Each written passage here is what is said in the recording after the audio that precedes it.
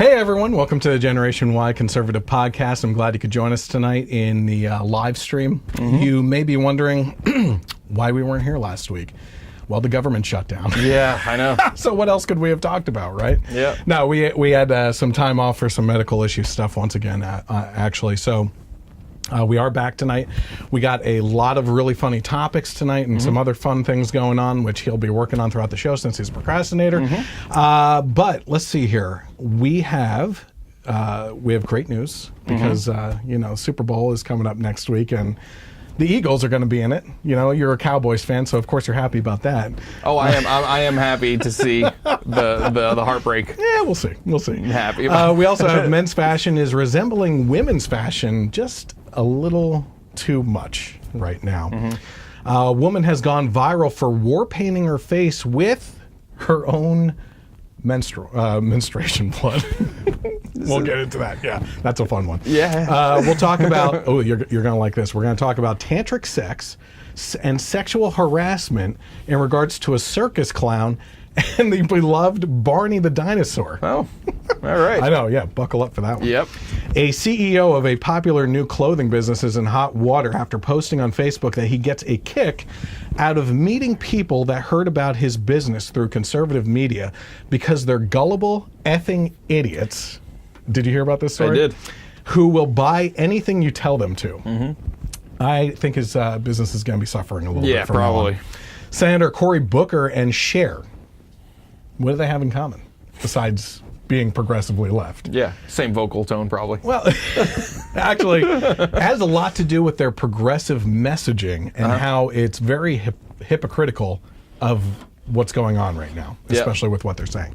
So we will also talk about the government shutdown, the Women's March, and the March for Life, the NFL rejecting a Super Bowl ad, and an absolute massacre of a feminist reporter trying to pin down Jordan Peterson. That was really good. We have another game tonight, so stick around because that's going to be another fun one. If you caught last time we did Watch a Mouth, tonight we're going to be doing one that involves some headphones, so it's going to be a fun one too. That's what you're going to be working on. Okay. I'll take over the podcast. Don't worry about it. Yeah. So we have a lot of stuff going on tonight. We have these topics and more. Get ready because this is a Generation Y Conservative Podcast.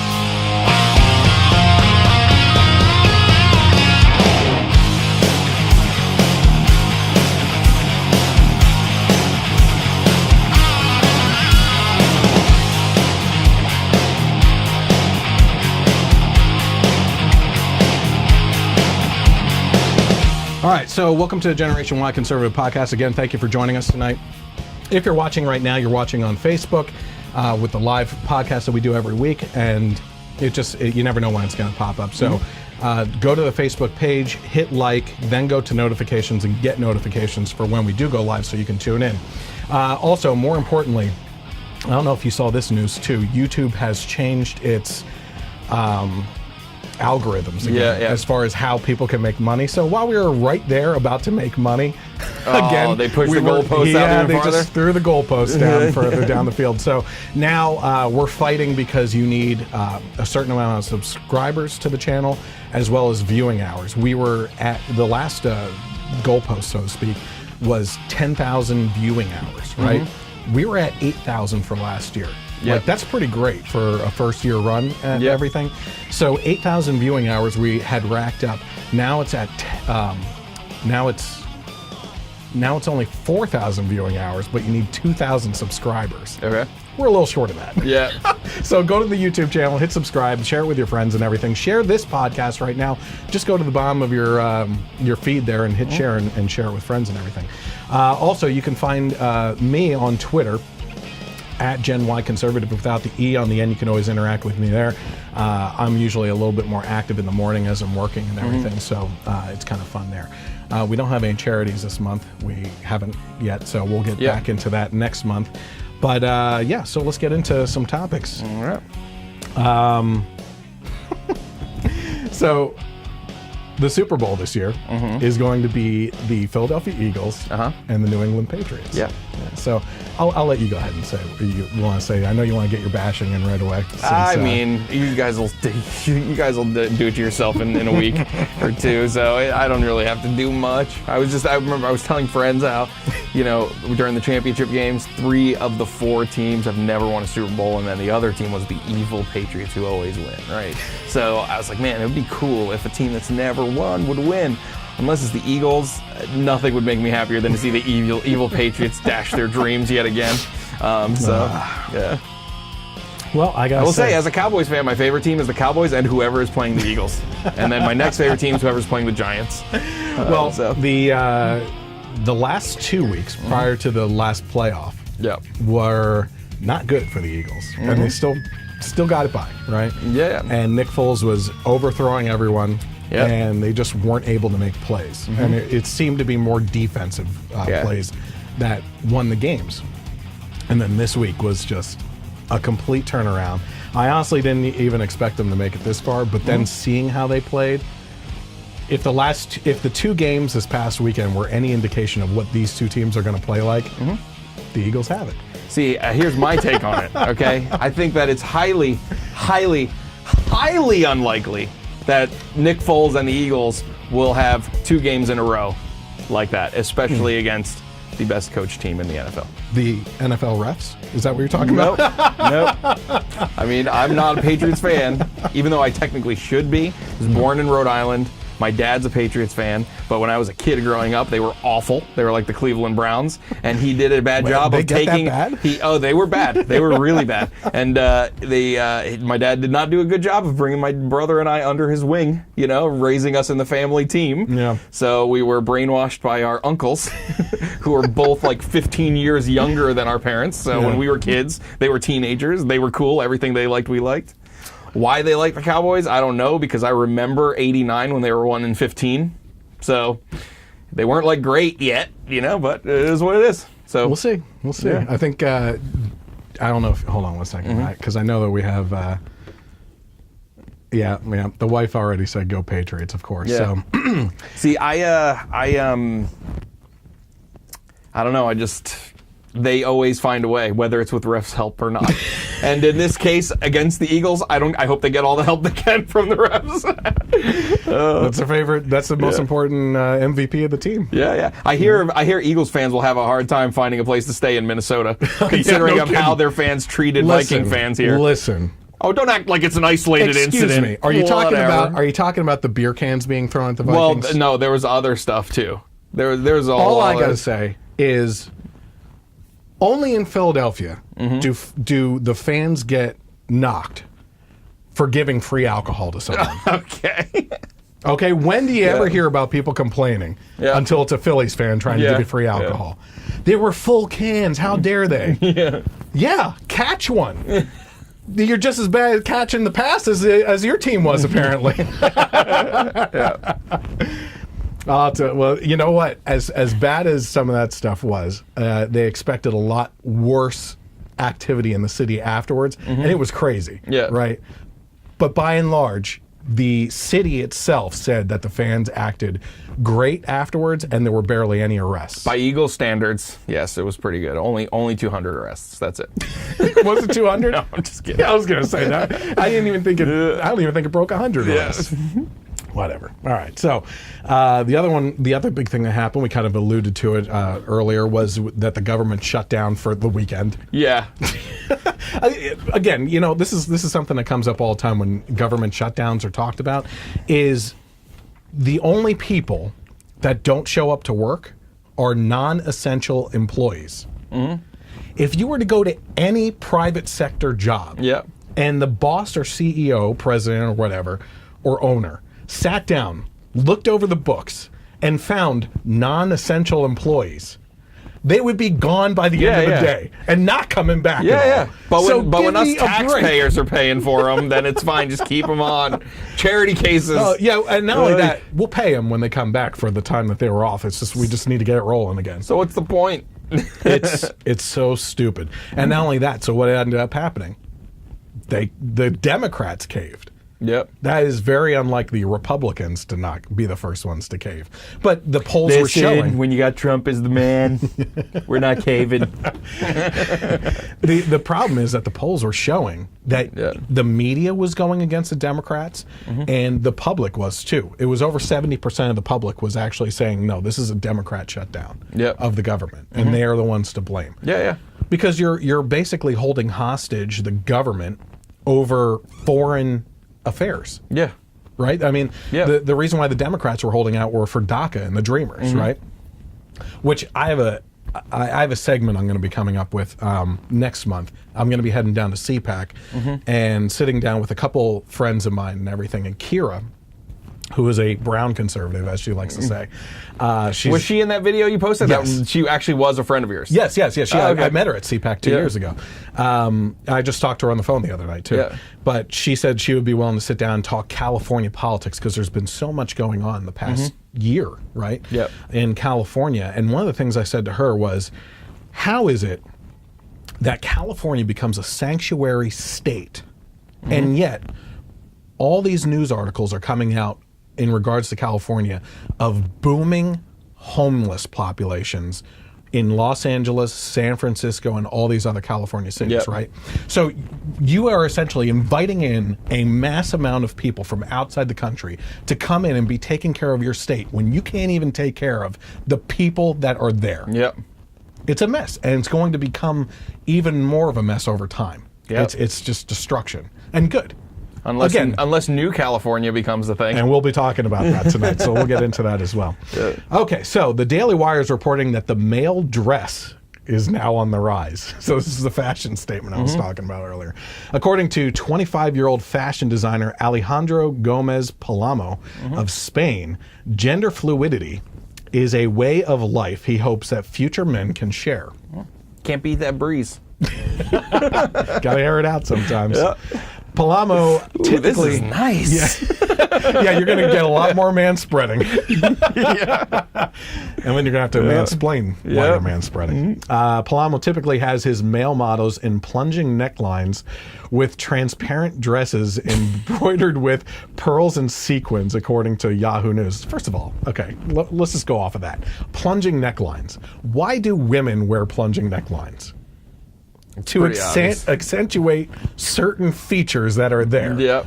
Why the heck would, besides figure skaters, why would men wear plunging necklines? Besides figure skaters. I mean, why do they? Why do they? I don't want to see that. It's cold. Cover up. My word. So he said, it all comes naturally to me. A little too naturally, if you ask me. It is just a way of giving guys who might want to the possibility to wear really sophisticated materials and certain shapes and silhouettes that used to be associated with men's wardrobes. Let's keep it that way. Yeah. Keep that closet over there. Keep this closet over here. That's what I have to say about that. Any more on that at all from you? Oh man. I mean, I guess don't knock it till you try it. We'll see. We'll both show up next week in dresses. Listen, we had no idea what we were talking about. This is amazing. It's going to be an Eagles dress. Oh, man. So, okay, according to the website Metro, this is disgusting. I'm sorry that I have to show the video on this okay. A spirit healer is smearing her menstrual blood on her face to take down the stigma around periods. Yeah. Because that makes sense, you know? Sorry.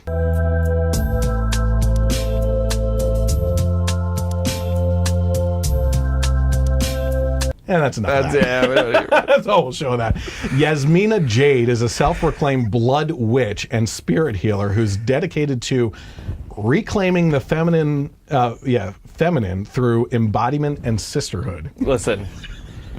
I had no stigma with menstruation until 5 seconds ago. I'm glad you said that. So let me okay, so here. Okay, it's actually coming up. in the next point after this one. A few days ago, Yasmina chose to apply her own blood to her face as a way to connect with her body. She said, through my teenage years in the early 20s, didn't enjoy or care for my monthly period. Yasmina wrote on Instagram, you could say I had an unhealthy relationship with my bleed and didn't really enjoy getting it at all. There was a complete disconnect from my womb and how I felt towards it. I would use tampons that often hurt and felt unnatural. I had no idea, no guidance, and just did what everyone else did, even though it didn't feel good or natural at all. Okay, so exactly what you said here. I want to go into that, actually. We have shamed ourselves as women for bleeding. Men have placed this taboo on us for bleeding. Before I go on, when and where? I have to ask, because this is brought up all the time. Yeah. It is that men shame women for having their period, right? Where?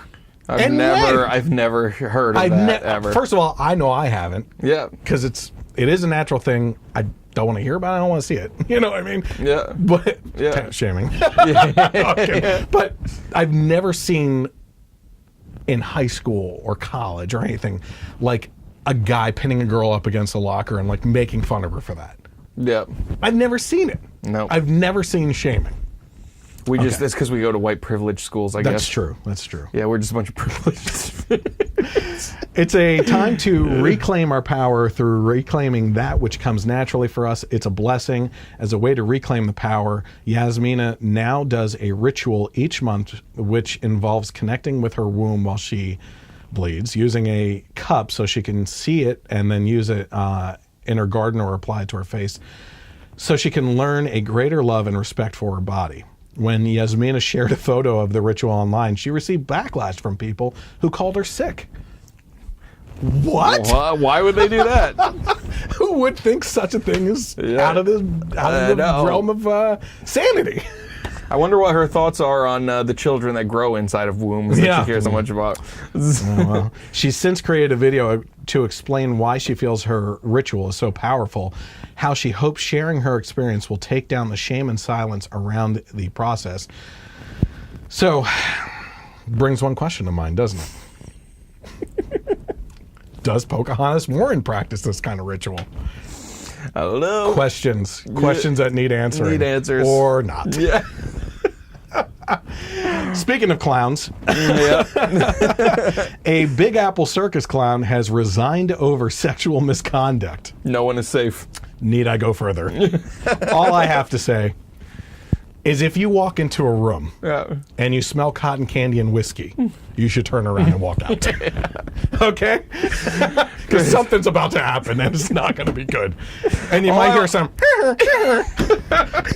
all I want to ask is, we got to ask the accusers if the rumors are true about the size of their feet. Hold on a second. According to WFMZ, a beloved circus performer known as Grandma the Clown, has resigned from the Big Apple Circus following accusations that he pressured it was Grandma, but not assuming, he pressured a 16-year-old aerialist to pose for pornographic photos. So Grandma the Clown, So may have set up the situation of, Grandma, what big red nose you have. I don't know I know what you were thinking, you pervert. If the allegation, he said the allegations are true. What I did was wrong, and I take full responsibility for my actions, said Lubin, who's Grandma the Clown, who apologized in a statement released by his lawyer. In addition to working with the Big Apple Circus, Lubin has an honorary board member, or was an honorary board member with Circus Smirkus, and an instructor with its touring youth circus. Okay, first of all, let me just say this. I'm making fun of the story. Yeah. But it really is no laughing matter. It's a sexual allegation. It's just another one of these things. He even said it's not true. even an allegation. No, he admitted to it being true. So that whole thing is not funny. But my word, we're gonna go into the next story too. You're not even safe with clowns. Yeah, I know. I mean, come on. You know what I mean? Yeah. It's crazy. We knew it was going to be all downhill when you heard the stories about Jared, the subway guy. Yeah. Man, the subway guy? It can be anybody now.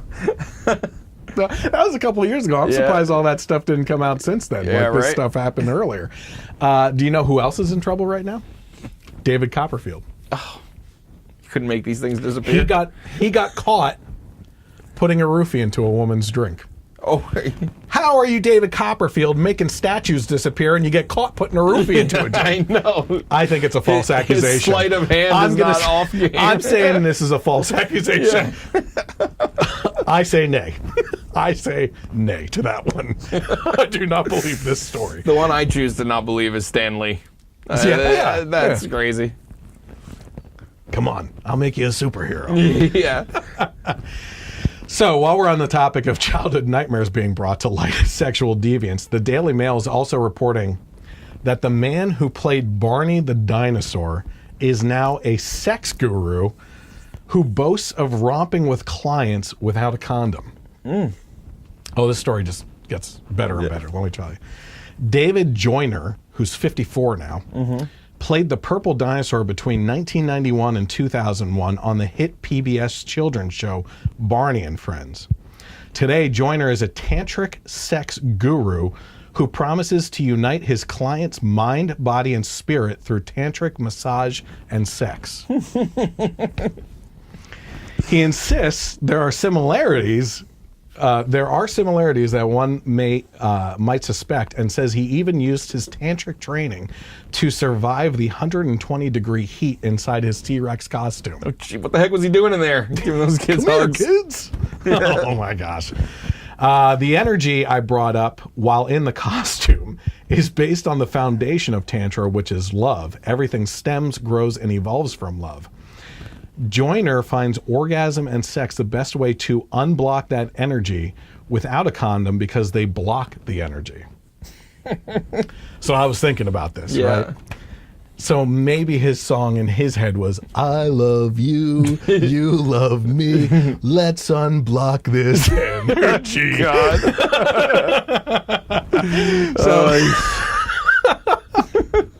So Joyner charges $350 for a full tantric massage session, which includes a ritual bath, chakra balancing, a massage, and orgasm. And he says he meets many of his clients on Tinder. Go figure. Yeah, right.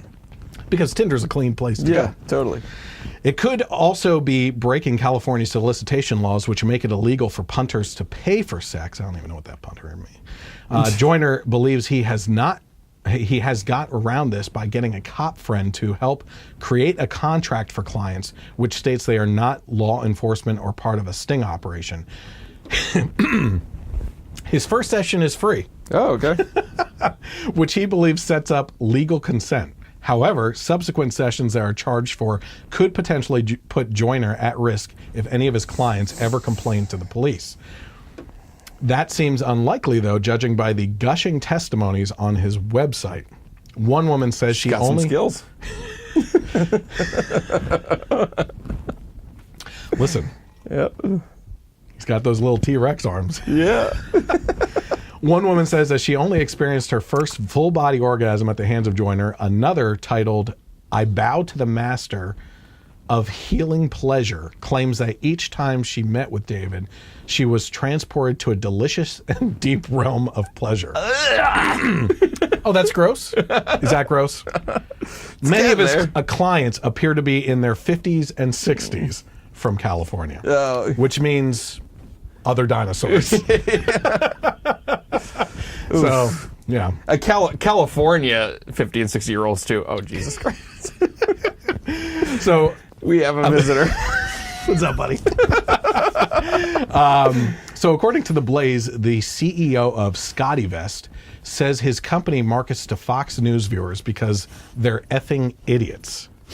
The clothing company founder, Scott Jordan of ScotteVest, made some wildly criticized comments about his customers in a recent Facebook post by calling Fox News viewers out. He said, this is his post they put on Facebook. He said, I love meeting new people that recognize me and my company from all our television commercials. I am on the ski lift, and the following exchange just happened and happens often. I ask what network they saw me on. Invariably, people say Fox News. I laugh to myself and tell them that we primarily advertise on Fox because we find their viewership to be extremely gullible and much easier to sell than other networks. the look on their face at that time is priceless. I'm not kidding you. I get to tell them they're effing idiots while getting rich off of them. That's all right. I love dogs. Yeah, then my dog showed up for a little bit. You heard about Barney and came on. Yeah. You know, what are you going to do? Where is this monster? I'll attack. Scott was featured in season 3 of ABC's Shark Tank in 2012, where he failed to make a deal with the show's sharks. I thought he actually did make a deal. I remember this guy from Shark Tank, and I remember him not getting a deal because he was like an arrogant prick. He was. Yep. Yeah, that's right. See, but I actually thought that, listen, the product's cool, but you know what? It's a piece of clothing, and you can't patent that kind of thing real well or put a utility patent on there or anything. I watch Shark Tank. Yep. Kevin O'Leary, I got your back. I'm a big fan of Mr. Wonderful. Me too. Whatever happened to his run for government in Canada? Was he running for prime minister or something? Yeah, he was going to be the... Instead they end up with Trudeau. He was going to be the... Pansy. The Canadian Trump. Yeah, seriously, he would have been. He would have been spot on. He would have been better. He would have been better. He would have been better. We'll take him over here anytime. For sure. He's great.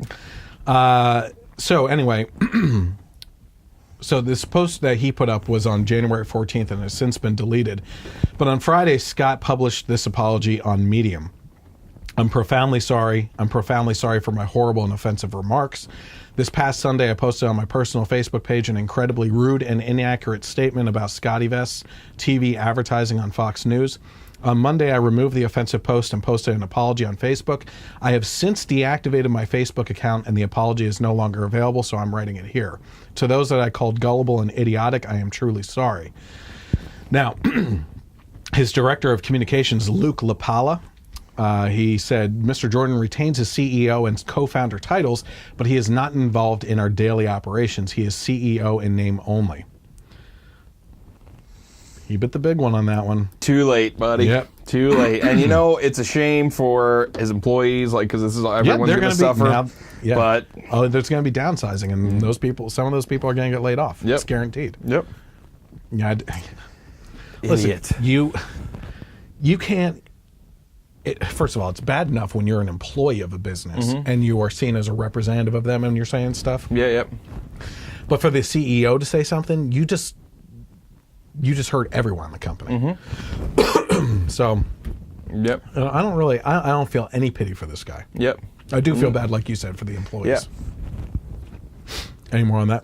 It's you know, I have some thoughts that'll kind of link up with a story we're going to do later about the NFL with the ad that they or things. But it's you're just looking for your XFL chance. No. But I was going to bring that up too. But you know, yeah, that's a perfect time to bring that up. It's just you know, talk about, we always complain about Hollywood. You know, just pissing off half of their customer base. Yep. You know, it's like, what's the point? You know, why are you doing that? Makes no sense.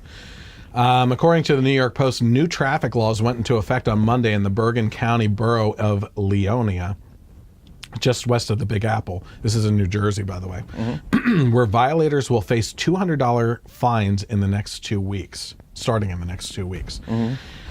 So, non-local motorists trying to pass through the town will be given a warning by authorities posted at checkpoints and redirected off residential streets. There's a grace period for about the next 2 weeks. We won't issue a summons or a ticket. Everything we do, we want to be fair about, said the police chief of the town on Monday. The traffic-geared action measure was taken in response to navigation apps like Waze, directing motorists headed to the span, which connects Manhattan to Fort Lee, New Jersey, through Leonia as a cut-through, causing major congestion for locals. So, under the new traffic laws, 55 Leonia streets besides Fort Lee Road, Broad Avenue, and Grand Avenue will be closed daily from 6 to 10 a.m. and from 4 to 9 p.m. to non-locals. Residents and employees working in Leonia must display town-issued yellow hang tags in their vehicles to access the closed-off secondary roads. Now, this is what one woman said. I think it's bull that I can't take a public road. This is literally adding 35 minutes to my commute, and now I have to explain to my boss that I'm late because they closed roads. Okay, first of all. Nay. I say nay again. Yes. Okay. No. Now you know you need to leave 35 minutes earlier. Exactly. No, that's your fault on that one. But Okay, she's an idiot. I agree with the frustration. Yeah. You know, yeah. Yeah. Like, this woman's an idiot in response to this, but she's not exactly wrong on the whole thing either. This has to be against so many laws. Yeah. Okay, it's a public road. The only way I can see that this actually happening is if you designate that whole town as private property. Yep. Which you can't do. I don't think you can do that. I would, every person, I would, if I had the time, if I was a liberal and didn't have a job, I would be sitting out on that corner and watching everyone that got pulled over and going up to them and adding them to a list of people to sue the hell out of that town and say, this is unconstitutional or whatever it is, and sue the town for doing that. Yeah.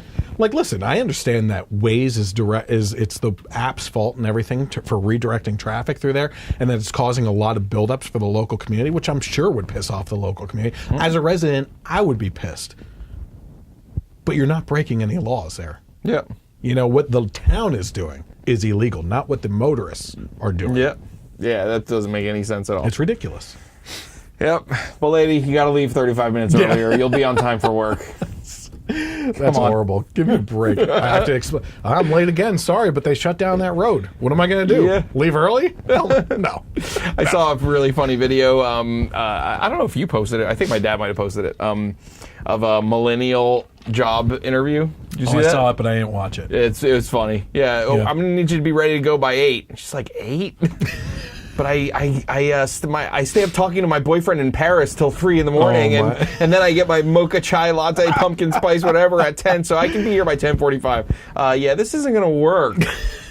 Why are you being so hostile? I need to talk to HR. HR, you don't work here. I have to watch that then. We'll have to post it to the website, I guess.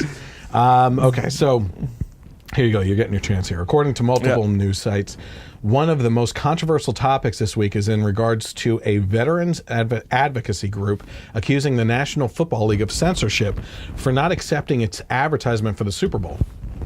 American veterans wanted to run an ad in the game's commemorative program with a message aimed at those protesting the national anthem with the "Please Stand" hashtag, right? So just to be clear on this was not a video ad during the Super Bowl. This was in their commemorative program or whatever that they hand out at the Super Bowl. Because that confused me at first too. Yeah. Marion Polk, the American Veterans National Commander, called the decision reprehensible and totally beyond the pale in a letter to the NFL Commissioner Roger Goodell. The NFL rejected the initial ad and instead asked the organization to consider other options for its message, such as "Please honor our veterans" and "Please stand for our veterans." Which, listen, that's acceptable, an acceptable response. Yep. But still, I mean, that's a suggestion. Yeah. I mean, free speech, as long as they're not being offensive, which I don't think they are. As a matter of fact, I feel them being supportive of a certain group of people that defended us. So whatever. According to NFL spokesman Brian McCarthy, he's the one that said that they put up those suggestions, basically. McCarthy said that the organization never responded before the program went to print. The NFL statement read that the Super Bowl program is designed for fans to commemorate and celebrate the game, players, teams, and the Super Bowl. It has never been a place for advertising that could be considered by some as a political statement. Again, I say nay. Yeah. Okay. First of all, are you really going to sit there and tell me that this can't be a political statement when it is a direct response to a political statement by the players themselves? That's exactly what I was going to say. So, and that they don't support political statements. The past 10 years, the halftime shows have been completely political. Yep. That's what they're all about. I mean, everybody was holding their breath last year for the Lady Gaga. Was that last year? Yeah. I'm trying to remember. But they thought that she was going to do a much more abrasive political commentary with her music and stuff. It wasn't. She did her good hits and everything, and there was at one point, I think, while she was up in the top before she bungeed down or whatever that she did, that it was a little political. Yeah, very mild. Yeah, it was mild, and I was like, you know what? It was I was okay with that, Yep. right? But Beyonce with the Black Panther outfits and everything going to town with her halftime show. Yeah. Look, that's what it's been for the past 10 years. So don't tell me that you're not getting political with your statements. That is ridiculous. Yep, yeah, that's I was when I read this story, I was thinking, okay, you know what? Even though this is something that I agree with, from the veterans ad and their message, I totally support the keep the politics out of the entertainment, because that's what we always complain about with Hollywood. Yeah. But it doesn't hold water with them because their own employees are making political statements. This is a response to that. They're always political, like you said, with the halftime show.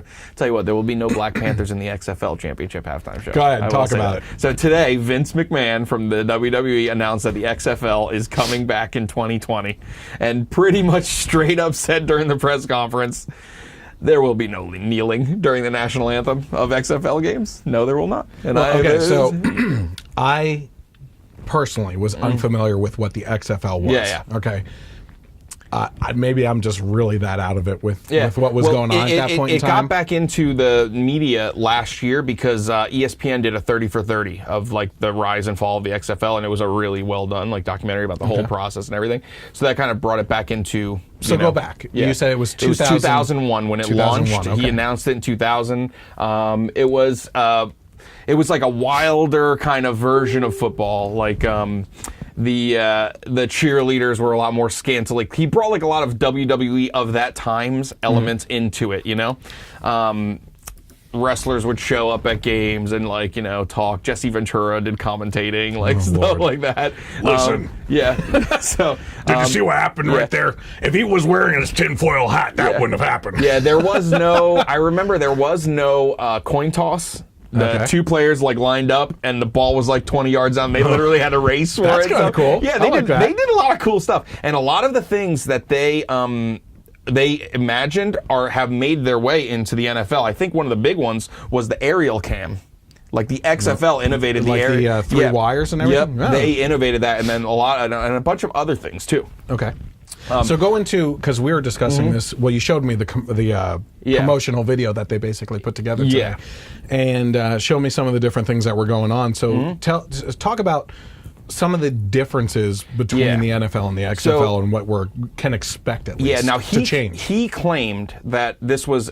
They were talking about this for years, so it's not in a direct response to the kneeling and to the rule, because also now the rules are a lot more stringent in the NFL when it comes to big hits and CTE and things like that, the concussion protocols and all that stuff, protecting the quarterback too much, but he's saying that this is going to be a faster game.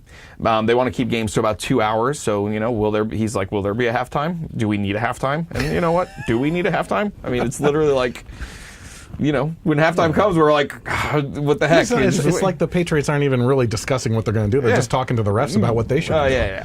So, like I said, I hope they get as much help as they can. Keep going with the XFL. And I hope it's blatant and obvious, and I hope that yep. Give me 20 more seconds on the clock there, ref. So he's saying it's going to be less infractions, faster play, listening to fans as far as what they want. He said they want to take out things people don't like about football and put more in of what they do. And it's going to start with 8 teams, and a 10 game season, and then 2 playoff games and a championship game. But he was asked over and over again, will players be required to stand? He didn't specifically say yes, but I like the he answer. Pretty much did. He said, we will have rules and regulations, and you will follow those rules and regulations. And these rules and regulations will be known to you before you sign up. So there will be no surprises, He could have simplified that and just said, we'll have standards. Yeah, we'll have standards, exactly. And he's standing for the national anthem is a time-honored tradition for many, many years, and that's something that we believe. Well, you had also mentioned, I don't know if you just said this or not, but that even back then when they originally did, they were huge supporters of veterans. Oh, they still are. They do a free, as far as the wrestling side of things, they do a free show for the troops every year for 15 years. They were, when 9/11 happened. Which is the same year that they did the XFL. Yeah, actually it was. But when 9/11 happened, their live episode of SmackDown was taped the next day. And they were the first, they continued with the show, and he came out and did this talk very sincere, amazing national anthem, performance at the beginning, but saying like, he was like basically spearheaded first before anybody. They will not change our way of life. The show will go on. It's going to be different. It's going to be a lot more somber. They took out a lot of like the wacky stuff. Not somber, Really? but like the wacky stuff that normally is interesting. Like a lot of the jokes weren't there. It was more just like putting on a show. Okay. But they were like, we will not change our way of life because of what they're doing, because that's what they want to happen. Yeah, So yeah. they are very supportive of the troops, and I said before the press conference, there's no way anybody's kneeling, or else they'll get a big fat Vince McMahon style, "You're fired" from like wrestling. So now you had said also that this won't be happening until 2020. 2020, yeah, they want 2 years to kind of get everything. And they're going to announce the cities that the teams will be in, and also that there will be 8 teams to start? 8 teams to start, yeah. So we'll see. Interesting. And it's supposed to take place from January, late January, early February through the summer, So we'll see what happens. Oh, boy. So let's see here. We're talking about the NFL. Oh, yeah. We were talking about the political statements and everything. So the NFL did include an ad from the Veterans of Foreign Affairs with a message of "We stand for veterans." Last year's Super Bowl attracted attention outside of the typical spectacle for commercials that highlighted political issues, particularly the ones that were perceived as anti-Trump. Budweiser, Yeah. I don't know if you remember this, Budweiser ran a controversial commercial featuring a sympathetic immigrant story just days after the president announced his travel ban, and an 84 lumber ad depicting a mother and daughter attempting to cross the U.S. border quickly became one of the most polarizing and talked about moments of the night. The ad ran in full on the company's website after Fox deemed it too political. So in response to this, conservative radio host Dana Lausch, who's, is she now on Fox? Or she will be on Fox starting soon. I know she was always, she'd go on there as a contributor. Yeah, she's getting her own show on there. Suggested that the NFL has double standards referencing socks that Colin Kaepernick was allowed to wear to make a political statement about law enforcement. Her tweet read, "It's never been a place for advertising that could be considered by some as a political statement. Unless, of course, it's socks with pigs as cops or kneeling for the national anthem. NFL priorities." Since we brought him up, is one more thing that I forgot to bring up.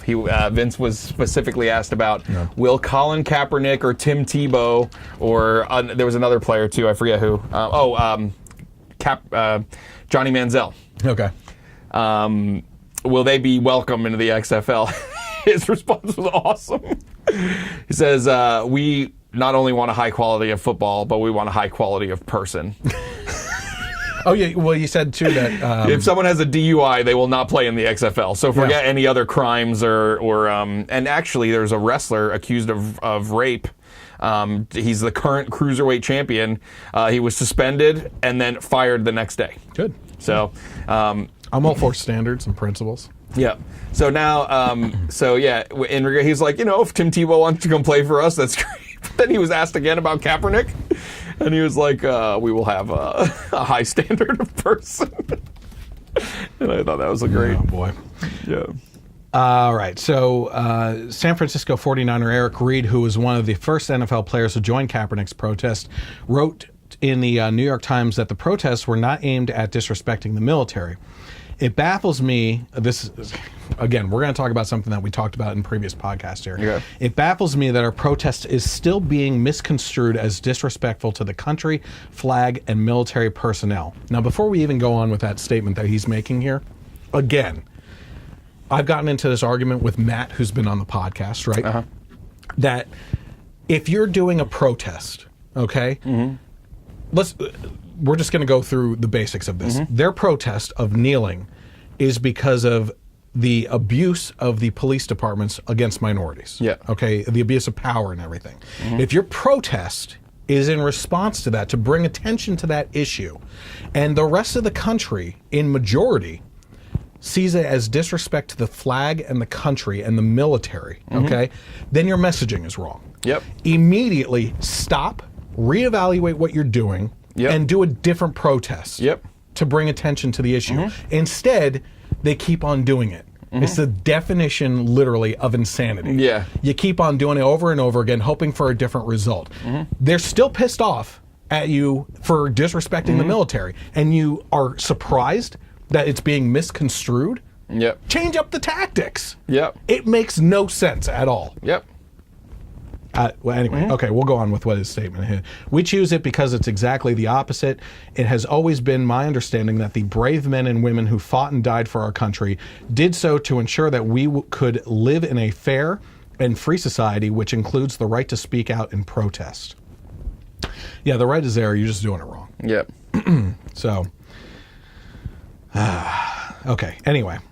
According to the Daily Wire, Starbucks employees just got a taste of the Trump economic tax cut effect. Yeah, I saw this.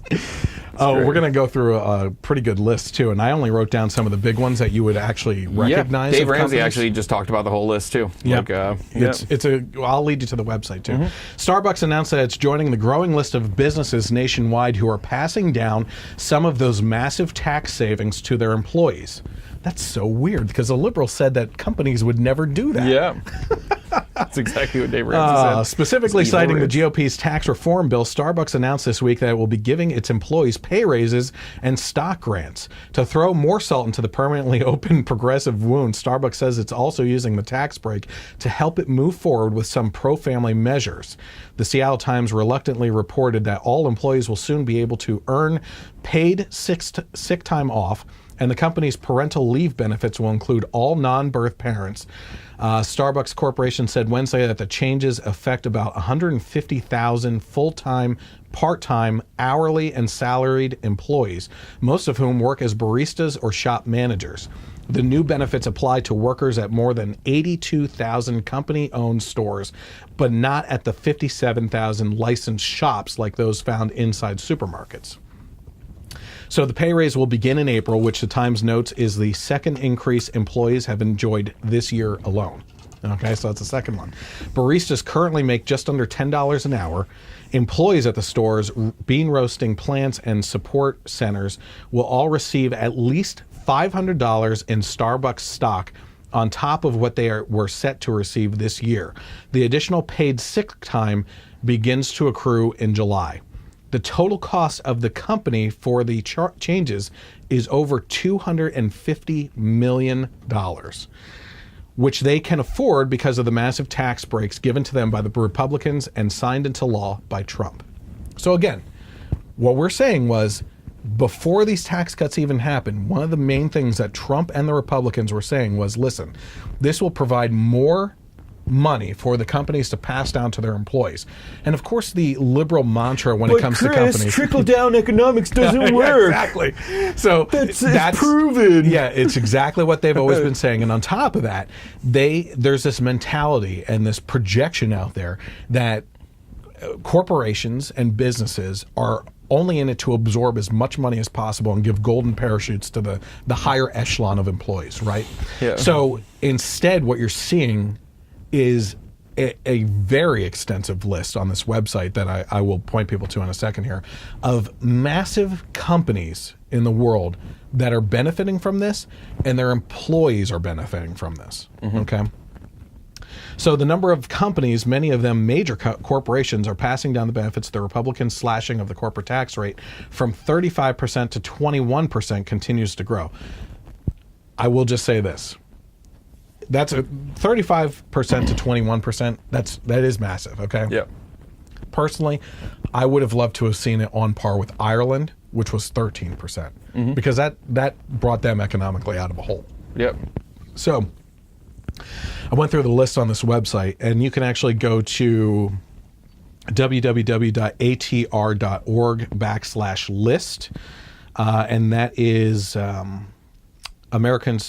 American Tax Reform, I believe, is the website. So here's just a couple companies off of that list that are currently passing down the benefits to their employees. First Summit Bank, AccuWeather, Aflac, Alaska Airlines, American Airlines, American Bank, Apple. Did we talk about that yet? We did. We did? Okay. Yeah. AT&T, Bank of America. So right off the bat here, Apple and Bank of America, extremely liberal. Okay. Yep. Boeing, Capital One, Comcast, the worst rated customer service in the world. Yeah. Fiat Chrysler, that was one of the first companies to jump on board with that.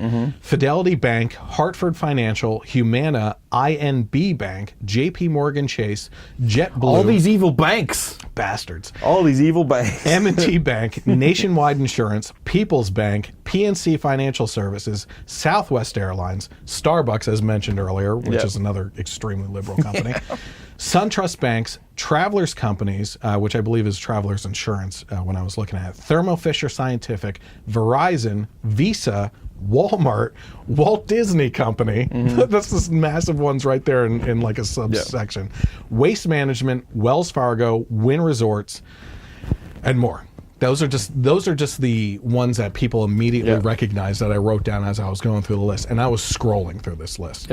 This is just a start of it. You can be sure that once these tax cuts take place and start getting integrated into society for everything that goes for them, this list is just going to expand like crazy. Yeah, one thing that Dave Ramsey brought up about the tax cut too, even if everything that liberals were afraid of happened and they were just greedy and kept all the money, what do they do with that money? They spend it. And they put it back into the economy, and they're supporting small businesses or whoever by buying things. You know, but that's the worst case scenario, and that's not even happening. Yeah, not only that, I mean, we've talked about this before too. First of all, they are benefiting employees in this case.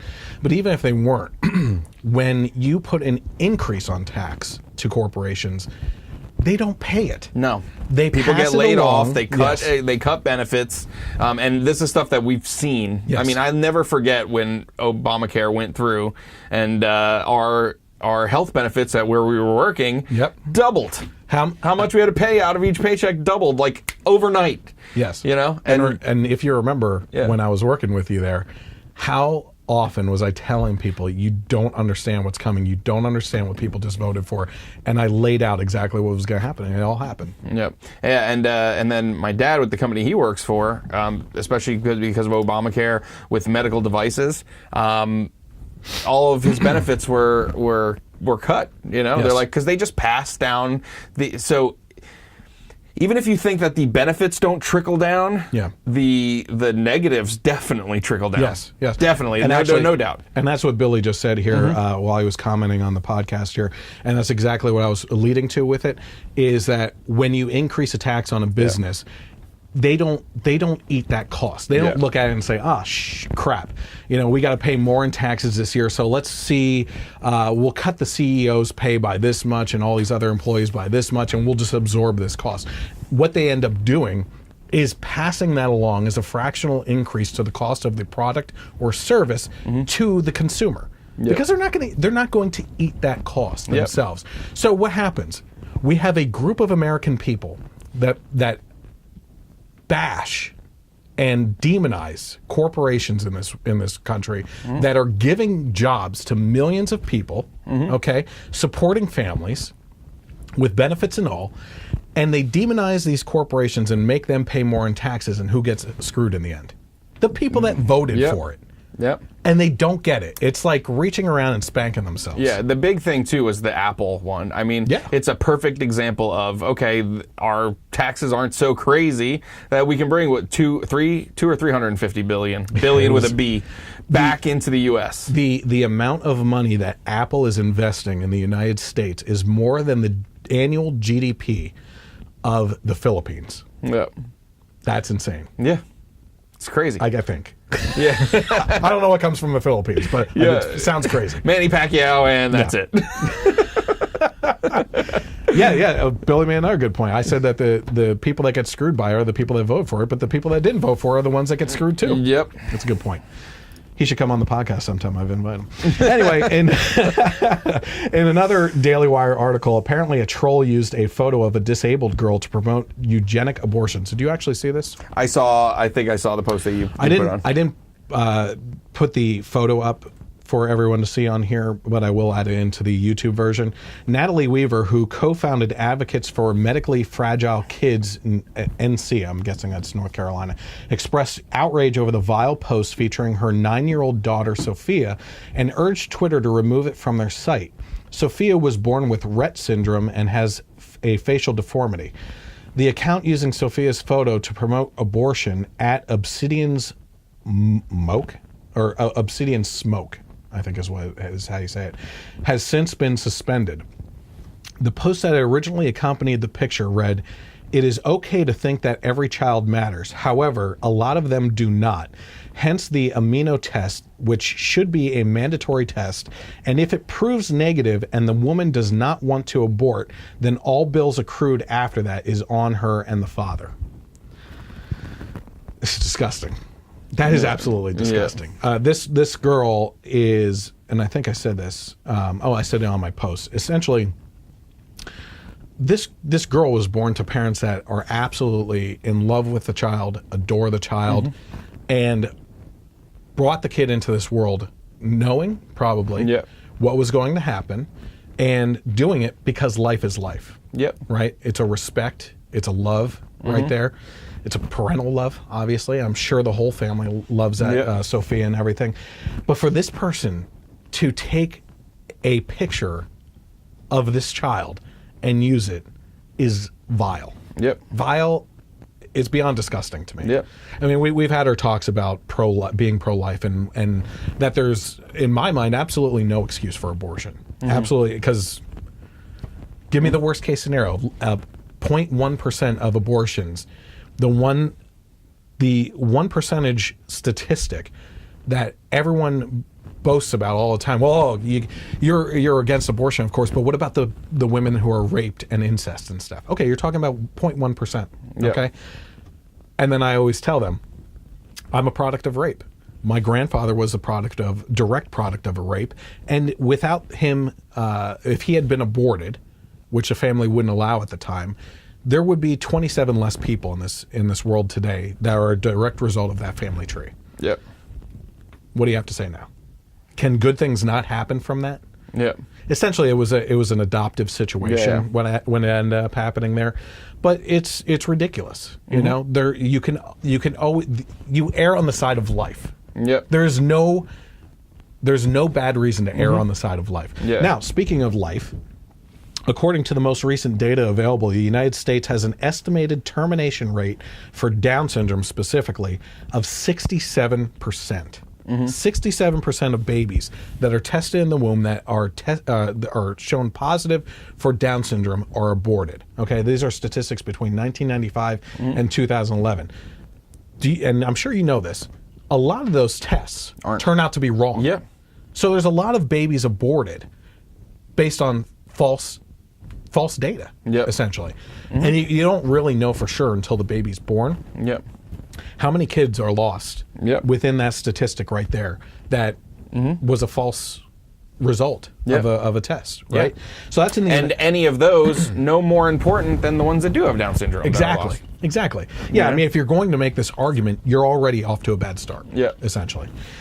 In France, so we're at 67% in the United States. In France, it's 77% as of 2015.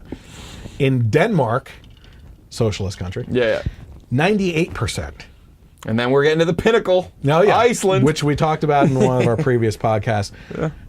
Iceland now has a nearly 100% abortion rate for unborn babies who test positive for Down syndrome, as reported by CBS News in their tweet, where they basically they claim it's the cure. Touted that. Oh, what a great thing! They have no Down syndrome. Cure for Down syndrome. I don't even know what to say. That it's disgusting. Yeah, it's awful. Oh my word! See Billy's comment? No, I did not. What did he say? Good. You should be keeping track of the comments. Liberalism's a mental disorder. You cannot rationalize it. It's true. No, you can't. And unfortunately, you can't test for that in the womb. That's why Mark Dice sells T-shirts. Liberalism, find a cure. Yeah. So according to the Daily Mail, another one, the U.S. Army is seeking bulletproof Iron Man suits to prevent brain injuries and give soldiers superhuman strength. This is pretty cool. Yeah. We have been making leaps and bounds in the progression of artificial intelligence stuff, as well as just prosthetics and everything. I mean, people are 3D printing their own now. It was actually a really cool story. I should have thrown that in here too, of a guy who makes free prosthetics for kids out of his back shed and 3D prints them. That's awesome. So that is really cool. And I've already seen developments by the military for like exoskeletons and stuff, like lifting heavy objects and all that kind of stuff. And it's basically just almost, they've gotten it almost down to just rods that go on the outside. Like you strap them around your limbs and everything. And it's just sensors reading it all the time, and it helps you to lift things, keep on running when your legs can't do it anymore. Like you're basically using the least amount of strength and exertion of energy to make these things propel themselves. It's really cool. So the U.S. Army is looking for innovative scientists to create a prototype design for futuristic next-generation combat wear for soldiers inspired by the nanosuit worn in the Iron Man film. So this is kind of cool, because the way I always think about where we are technology-wise is in regards to, looking at science fiction films in the past, right? Star Trek. I like Star Wars more than Star Trek. But look at the communicator and everything. Like, oh my gosh, like how could that's at a time when you had to like spin the phone dial and everything, which I am part of that generation that grew up with it. But that was unheard of at the time, right? So now, I mean, that little communicator, right, turned out to be our flip phones. We're way past flip phones now. Now we're Skyping each other, which is basically like in those sci-fi movies where they had the television on the wall and you were talking to that. Now you can carry it wherever the hell you go. You can live stream while you're on a ship. Or in space. Or from a basement. Bunker. So bunker basement. In an announcement posted, in an announcement posted in December, the U.S. Special Operations Command, which is part of the Defense Department, requested submissions from any industry, academia, individuals, and government organizations interested in developing a special supersuit for the military. It requires submissions include an operable exoskeleton, like you mentioned, that's capable of a human range of motion and won't get in the way of operating machinery. So a little less bulky than Riley's alien exoskeleton. The Tactical Assault Light Operator Suit, Talos, which is the acronym for it, would effectively give its wearer superpowers such as the ability to see in the dark, superhuman strength, and a way of deflecting bullets. So there's actually some pretty cool stuff in here. The idea has been proposed since 2013, but officials have extended the request over the last several years. Last year, it was revealed that the Army is testing a futuristic exoskeleton that gives soldiers superhuman abilities using artificial intelligence to provide additional power and mobility to soldiers and allows them to carry heavier loads. Unless, of course, you get to a point where AI just takes over and has a sense of humor like us and just starts making you hit yourself. So early tests show that the exoskeleton has increased productivity anywhere from 2 to 27 times. It is unclear when or if the U.S. Army plans to roll out the exoskeletons to all soldiers. I think it should.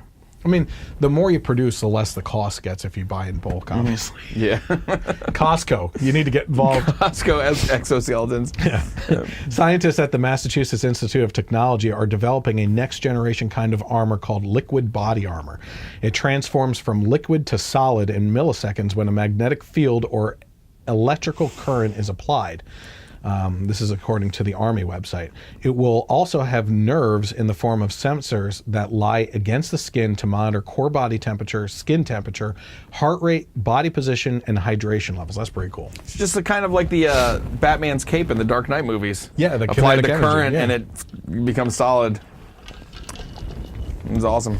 So awesome I guess you're also kind of looking for an Alfred out there for the Army. Or Lucius Fox developing all this stuff.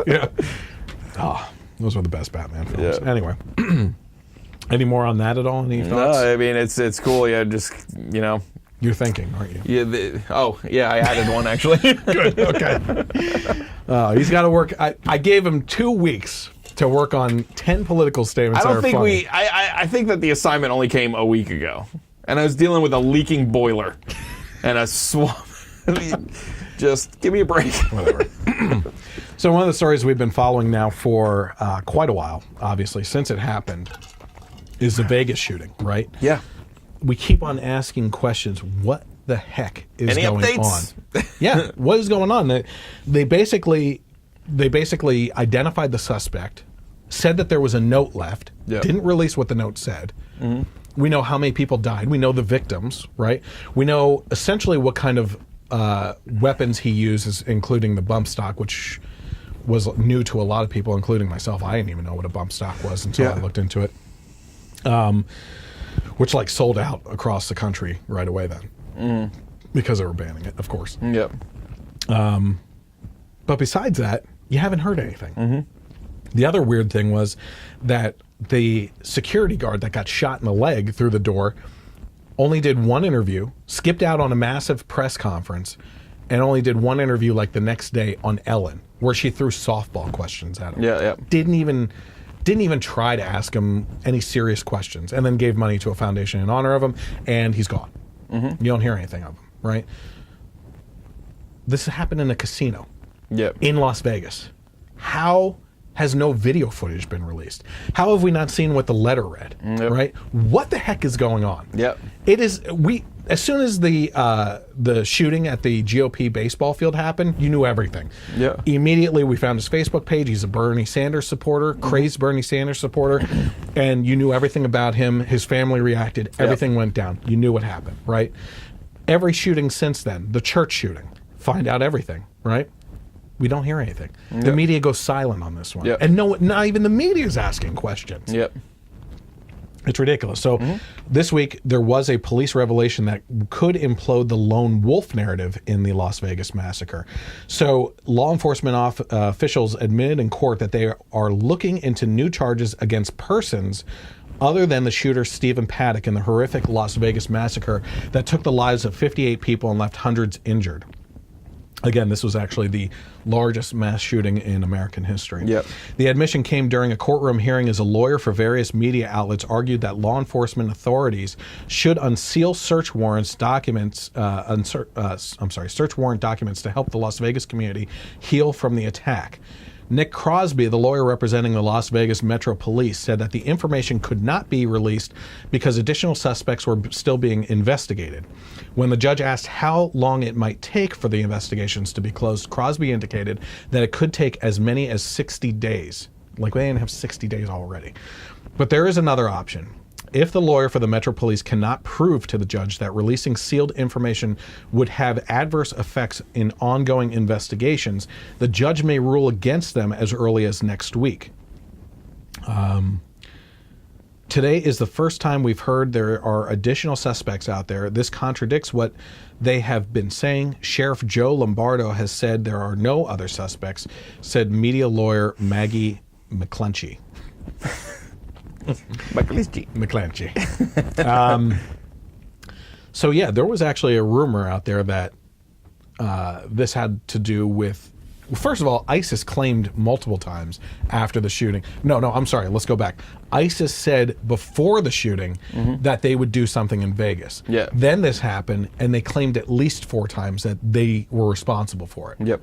This guy has been to the Philippines, where his girlfriend's from and everything. There are ties in the Philippines to ISIS. Once again, we don't have the information, and we're left with going based off of what we think may be happening. And conspiracy theories are bound to happen in the absence of information. Right? So here we are left twiddling our thumbs until we get this information, until this information is released. It's ridiculous. It's not unfathomable that if this is turning out to be a terrorist attack, that the leftist media would want to kind of squash that to not start this uproar about the Muslim ban and this and that and whatnot. That was right around that time. That was the biggest news, obviously. Which wasn't even a Muslim ban.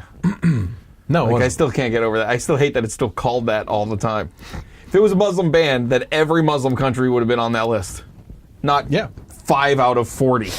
It was the ban. At least half. The ban was on countries that were sympathetic to terrorists. And I'm sorry, the most important part was the ban was a reflection of countries that refused to participate with our Justice Department to get information on the people coming over from their country to us to review before they came here. That was specifically what the ban was. You didn't hear that in the media. Totally reasonable. Yes. Totally 100% reasonable. This is one of my favorites here. Channel 4's Kathy Newman. I think this was in Canada. I'm not sure. Did you watch this? Because I posted the whole video on my Facebook page. I didn't see it. With Jordan Peterson. Yeah, I know Jordan Peterson. Awesome. Yeah. His voice is...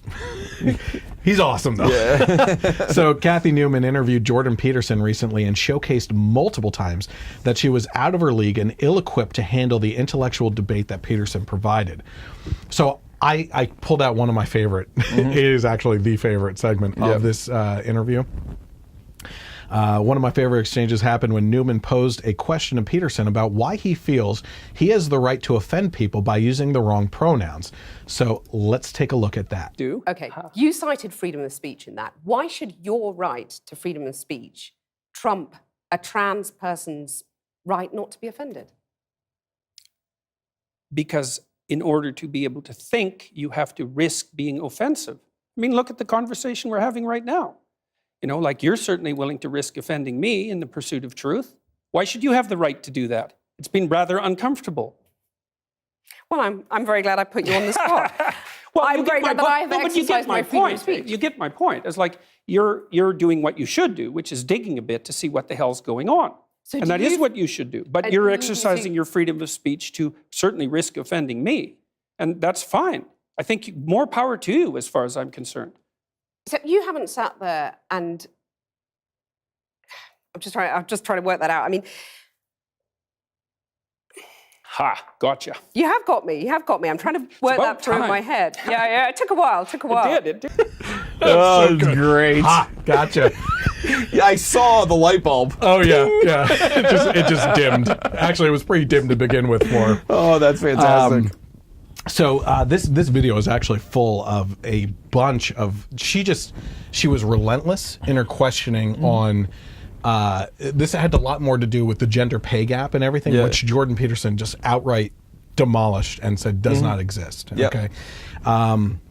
As a matter of fact, one of the people that's tuning in right now posted on a video in regards to the gender pay gap, and they got involved in a back and forth argument and debate with a female, right? And one of the points that my friend pointed out was that when you hear about the gender pay gap, you typically hear about women within the workforce that say, I know somebody who gets paid less than a man, right? Yeah. And rarely do you hear, I found out that I was getting paid less than a man. Right?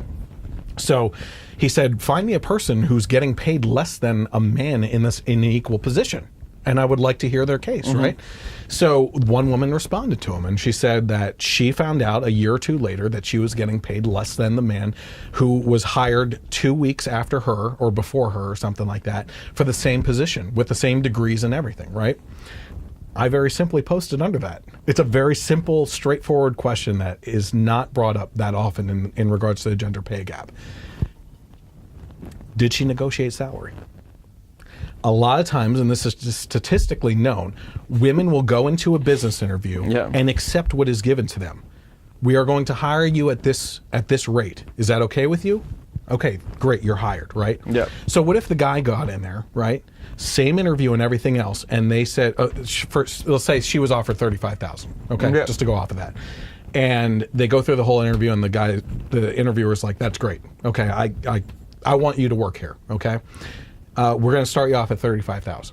And the guy goes, listen, based on my research and looking into this company and everything and this type of position in this industry, I see that people are getting paid $45,000 to start. And to be honest with you, I can't work for less than $45,000 because I have a family or whatever that is. And she could say the same thing. She could give any reason. She could say, I'm not going to do less than $45,000, right? But this is what he says, okay? The employer has the opportunity at that point to say, no, sorry, it's $35,000 or nothing, right? Or it could go the other way, and he says, well, listen, I see the value in you as an employee. I'm going to go ahead and give you the $45,000. Yeah, or he can say, well, I can do 40. That's like the most we can do. Right, yeah, it's a negotiating process, right? So in that kind of case, right, is it the responsibility of the business owner or the HR department to then retroactively go back to the other hire and give her a pay increase because she failed to negotiate for it? The point of being in a business is to make money, Yeah. They felt it was necessary in order to maintain this employee, this male employee, to give him the starting salary that he was asking for. It's not his fault nor the business's fault that the female employee of the same circumstances that she didn't negotiate. Yep. And I'm not saying that this is all around the only reason why females get paid less than men in the same industries, right?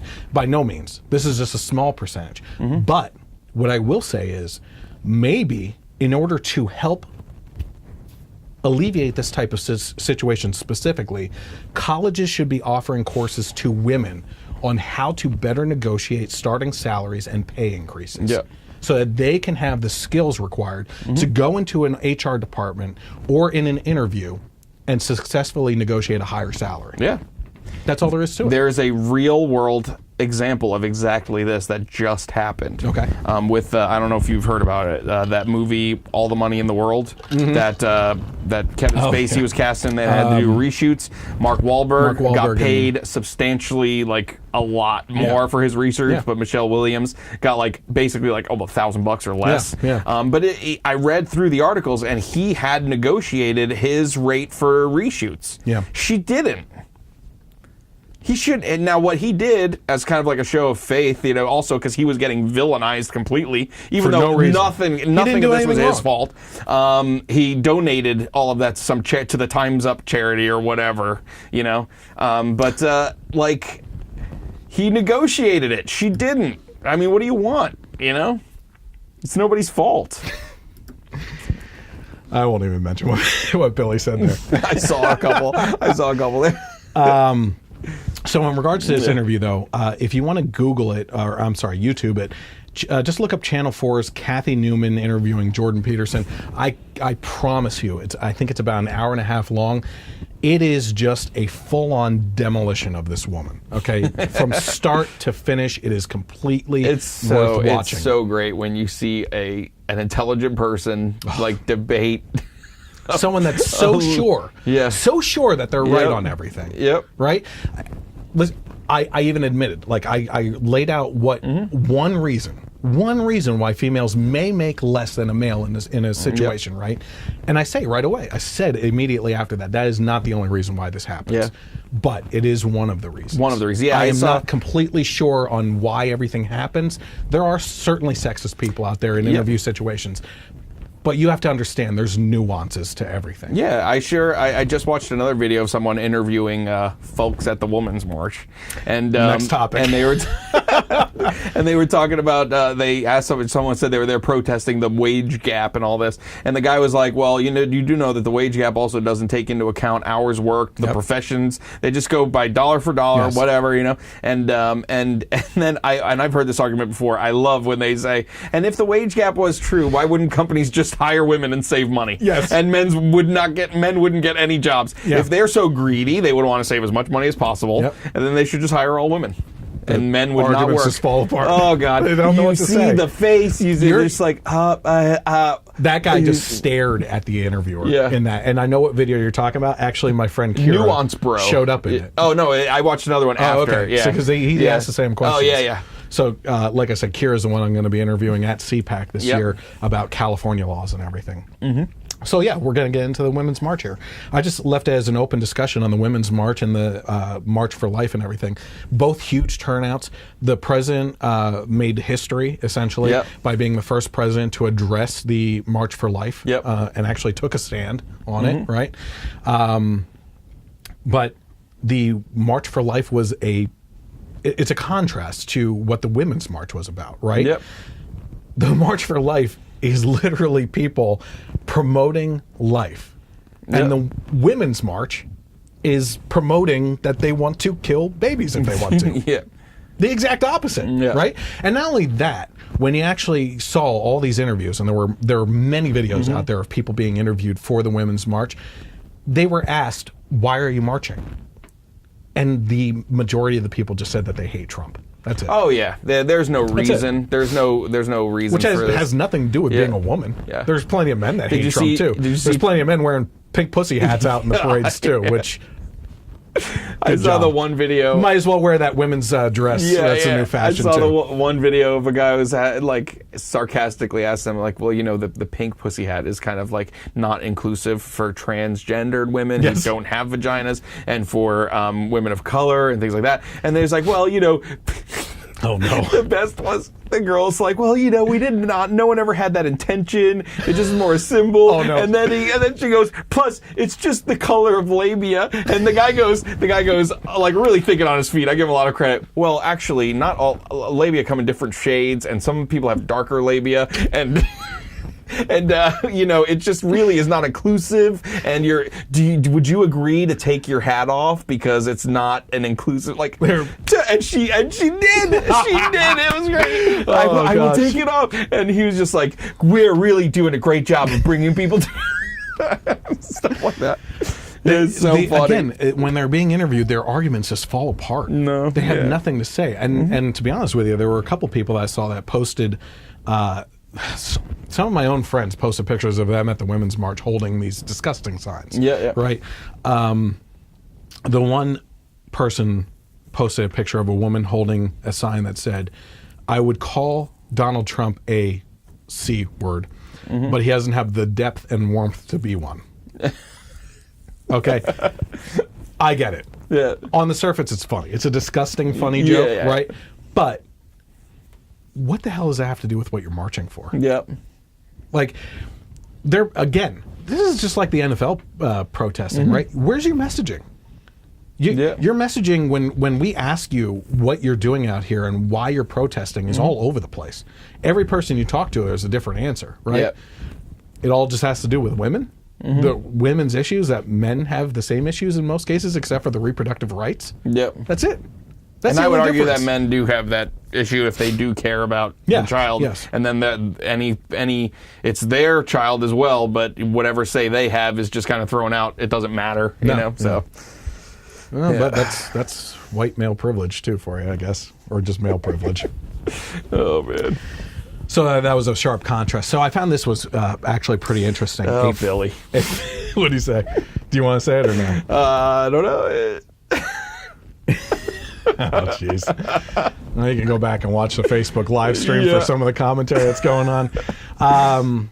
So, like I said, I found this pretty interesting. A friend of mine who I always consider to be very liberal in political nature, and I honestly don't know her true position with things, is posted an article. Okay, and the article is entitled, I'm the girl who'd rather raise a family than a feminist protest sign. So that was the title of the article, right? And again, I thought, and I still do think that she's very liberal in her stances. But the article made some awesome, great points. Okay?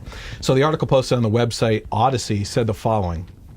Don't get me wrong, I'm not going to be oblivious to my history and the advancements that women have fought to achieve. I am aware that the strides made by many women before me have provided us with voting rights, a voice, equality, and equal pay in the workforce. For that, I am deeply thankful. But at this day and age, I know more female managers in the workforce than men. I know more women in business than men. I know more female students in STEM programs than male students. So what's with all the hype? We are girl bosses. We can run the world. We don't need to fight the system anymore. Because it is insulting to the rest of us girls who are okay with being homemakers, wives, or stay-at-home moms, it's dividing our sisterhood and it needs to stop. All these protests and strong statements make us feel like now we have to obtain a power position in our career. It's our rightful duty to our sisters. And if we do not, we are a disappointment to the gender and it makes us look weak. Weak to the point where I feel ashamed to say to a friend, I want to be a stay-at-home mom someday. Then have them look at me like I must have been brainwashed by a man because that can be the only explanation. I'm tired of feeling belittled for being a traditionalist. Why? Because why should I feel bad for wanting to create a comfortable home for my future family, cooking for my husband, being a soccer mom, keeping my house tidy? Because honestly, I can't wait. So please let me look forward to baking cookies for bake sales and driving a mom car, and I'll support you in your endeavors and climb to the top of the corporate ladder. It doesn't matter what side you are on as long as we support each other because we all need some girl power. Okay? So, and that last part is the most important part of this whole article, right? Which is the argument that we make all Yep. the time, which is the fact that if you're going to be a feminist, don't be a selective feminist. Yep. Which is what the modern movement is all Yeah, about, right? absolutely. If you're going to be a feminist, support all females no matter what they choose to do. And she's right. Stay-at-home moms get a bad rap. Yeah. For what? They run the household. I'm sorry, but my wife wanted to be a stay-at-home mom, right? And I had to listen, as a male, I have to work that much harder to support a household without that second income. Now, she does have a type of secondary income and everything, but certainly I have to work harder for that, right? So that pressure's on me then to provide for my family, which is a traditionalist mentality. That is what I want to do. I want to be the provider, right? And I am perfectly fine with her taking over the household duties and being the boss of the house, right? Until I get home. Which doesn't happen. But they don't support those women. It's the new feminist movement. It's the new liberal movement. If you don't toe the line, then they don't support what they claim to support. Look at gay and lesbian conservatives. Yep. They're outcasts. Yep. You are not allowed to. You are not allowed to have a political opinion other than the liberal towing line. Yep. If you are of a different sexual orientation, I guess. Feminists dismiss women that are pro-life. Feminists dismiss women that voted for Trump, which there were a lot. A lot. So it's just they are not. I believe it was somewhere around 12 to 14% of minorities voted for Trump. Yep. That's huge. Yeah. That is huge. That is huge. Yep. I don't know why they voted for Trump. They should have voted for me for a fourth time. So here's the amazing part, okay? This blew my mind. Knowing, as I said, I'm not a very close friend of this person. I met her at one point in time and follow her because she's a graphic designer, does amazing work, and she posts her work. And I have a graphic design background myself, so I enjoy that kind of stuff, right? Again, just my secondary nature of following along with her on Facebook, I can tell that she's liberal. Yep. So it amazed me that one of her friends posted on her post, okay? Yep. So before I do that, here's what my friend posted right below this article. Nothing is wrong with the thinking, the whining, picketing, and excuses, just embarrassingly enough tend to dilute the progress of what girls have actually achieved. Men and women are meant to complement one another, not to be equal or to overpower. The genders are meant to balance each other out. Just my opinion after reading. Open thought. This is what we should be encouraging. Read something and take a stance on it. Okay? She could have come out very much on the opposite end. She read this and thought it was very thoughtful and created a new type of discussion. Now, was this friend who said this female? Yes. Okay, yeah. To which one of her friends responded by saying, whining? I knew that would be a trigger. Yeah. Well, find your safe space. Do you know how many people whined so you had the right to vote? These people were me, fighting for you and all other women to get paid less than men. Wrong, right off the bat there. Yep. Who are taxed on medical necessities like tampons and maxi pads when Viagra is tax-free. Who have men in suits deciding what women should be doing with their vagina. When I make a penis-shaped sign, it takes me 10 minutes. That's a big penis sign. Shouldn't take that long. If it took me an hour, you still shouldn't have an issue with it because you're the girl stating that women should use their time as they choose to use it. Even though I don't think you quite get it, I will continue to fight for you and every other woman. With friends like that, who needs enemies? I mean, let's be honest with you. Yeah. If this is friendship, if this is tolerance of other opinions, or if this is supporting of other women, then, and this is the support that's within the movement, I think you can count a lot of women out of this situation. Yeah, it's one thing. I don't think you're going to get that following. Yeah. Actually, as a matter of fact, you're going to push more women towards an open thought mentality like she obviously experienced after reading this article, okay? Yep. It made her think.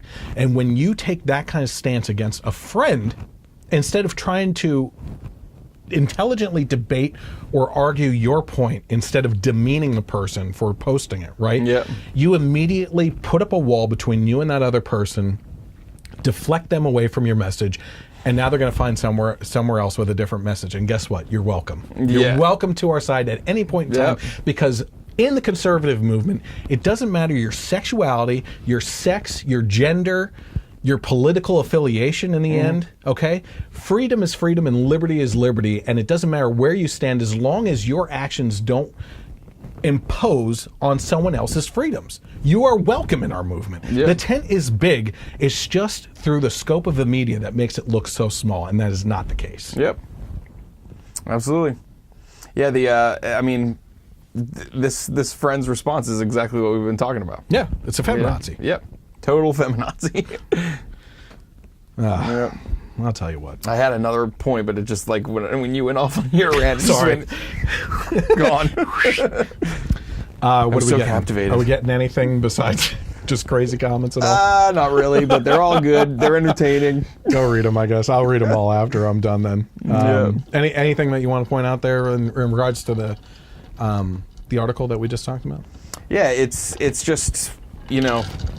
Well, first of all, you can say what you want to say, but I meant if anybody said anything. Oh, in the comments? No. just fun comments. Yeah. To read through. Obama being black was the only good thing about him. Billy said. Listen, actually, as a matter of fact, Billy makes a really good point there, which is, I think a lot of people, conservatives. It's great to show that the country would elect a person of color. Now let's get our first good one. We still got that to attain. Listen, a lot of people, when commentating on Obama, attacked his policies, right? But it's this whole, and I hate this term, dog whistle, right? Yep. You're supposed to say that attacking policy is a dog whistle for a racial attack. Yep. Well, then how are we going to intelligently have a debate on policy if everything is going to revert back to a racist comment? That's a way of shutting down a conversation and being a moron, as far as I'm concerned. But I think a lot of people, including myself, in regards to what Billy just said there, when we lost, right, it hurt. It hurt to lose, right? Yep. Because you like to win. Yeah. Right? But I think a lot of us, including myself, at least watched his inauguration and thought, this is kind of cool. You know, we achieved this. We'll give him tonight. Yeah. And then we're going to go right back to the policy dog whistling tomorrow, I guess, you know? So for sure. I'm going to tie this right into the next topic. While we're on the topic of modern feminazi movement, let's talk specifically about this exact situation where only certain females are protected by the modern feminist movement and others are considered dirt. I don't know if I'm getting heartburn right now or if it's just that throw-up feeling because I know we're going to talk about Cher. The feminist Cher was mocking Sarah Sanders' appearance in a sexist tweet. On Tuesday, Cher took a sexist swipe at White House Press Secretary Sarah Huckabee Sanders' clothing choices. Her tweet read, "Would someone please tell Sarah Huckabee Sanders to stop dressing like a sister wife?" She posted on Twitter. Ironically, Sanders is only the third female press secretary in our country's history. 2 of the 3 were under Republican presidents. Oh man, that's so weird. We're all about the male patriarchy holding women down. That's crazy. Who was that other high-ranking female? Condoleezza Rice? Yeah. The one that we actually did want to run for president. Yeah. Colin Powell is a person of color. Whatever. It's crazy nuts. Other loudmouth leftist feminists, such as comedian Chelsea Handler, have attacked Sanders based on her appearance too. Other conservative women have been mocked as well. The first woman in U.S. history to run a successful presidential campaign, White House advisor Kellyanne Conway, was mocked by liberal late-night host Jimmy Kimmel on Monday night of this week as well. Paul Boyes of the Daily Wire wrote of the skit, Jimmy Kimmel brought back his disgusting mangled-faced puppet of Conway to lampoon the anniversary of President Trump. The unfunny and wholly mean-spirited segment featured the mangled-faced puppet Conway in the White House press room partying it up with vodka while shouting a torrent of nonsensical Trumpifettes at the comedic host. Aside from blasting her looks, a gross departure from the attractive lady that is the real Kellyanne Conway, Kimmel also took aim at the outfit she wore to Trump's inauguration last year, the red, white, and blue Gucci coat adorned with feline applique buttons. Well, you lost me at the feline part because I hate cats, but whatever. Fancy buttons, fancy cat buttons. So as we were talking about before, obviously you have to fit the mold of the feminist argument as a woman in order to be considered one or protected by the movement itself. Yep. Yeah. This is a prime example. I mean, it happened right after the Women's March. Yeah. Yeah, it's tolerant of everyone, support women unless you disagree with what we are trying to achieve, then you're out. Yep. You have no rights here. Nope. Oh boy. I'm gonna have to get my impression ready here while we watch this video. I was practicing this in my car today.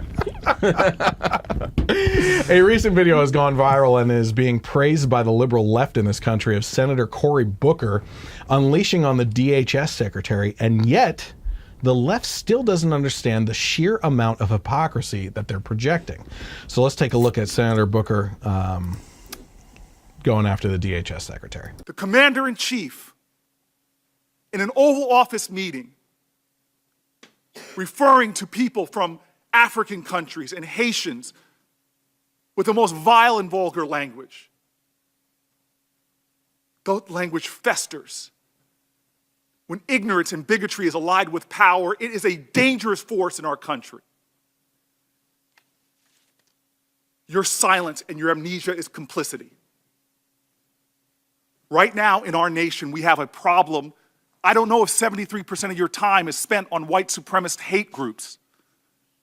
I don't know if 73% of your time is spent concerned about the people in fear in communities in this country, Sikh Americans, Muslim Americans, Black Americans. The fact pattern is clear of the threats in this country. I hurt. When Dick Durbin called me, I had tears of rage when I heard about his experience in that meeting. And for you not to feel that hurt and that pain and to dismiss some of the questions of my colleagues, saying I've already answered that line of questions when tens of millions of Americans are hurting right now because of what they're worried about what happened in the White House. That's unacceptable to me. There are threats in this country.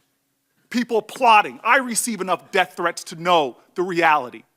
Kamala receives enough death threats to know the reality. Maisie receives enough death threats to know the reality.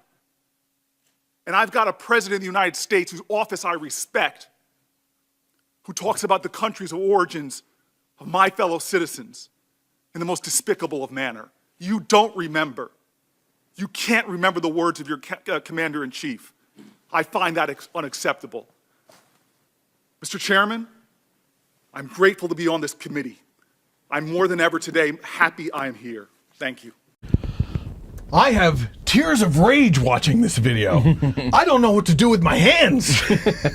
But I will tell you this, Mike. I am really happy that I'm here with you tonight to go over this. Because if nothing else, CoryBooker.com or CoryBooker2020.com. Go do it. Yeah, right. This guy is he is doing this purely out of political spectacle to run for president in 2020. Yep. And it's already lined up. He's one of the people that they're projecting. Yeah. Now let's go over this, okay?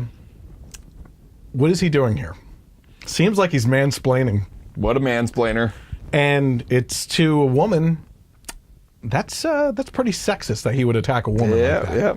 But yet the left is praising this, that he would go after this woman, right? That smells like hypocrisy to me. It's absolutely. It's baking hypocrisy. So I just found that pretty interesting that he would attack her like that.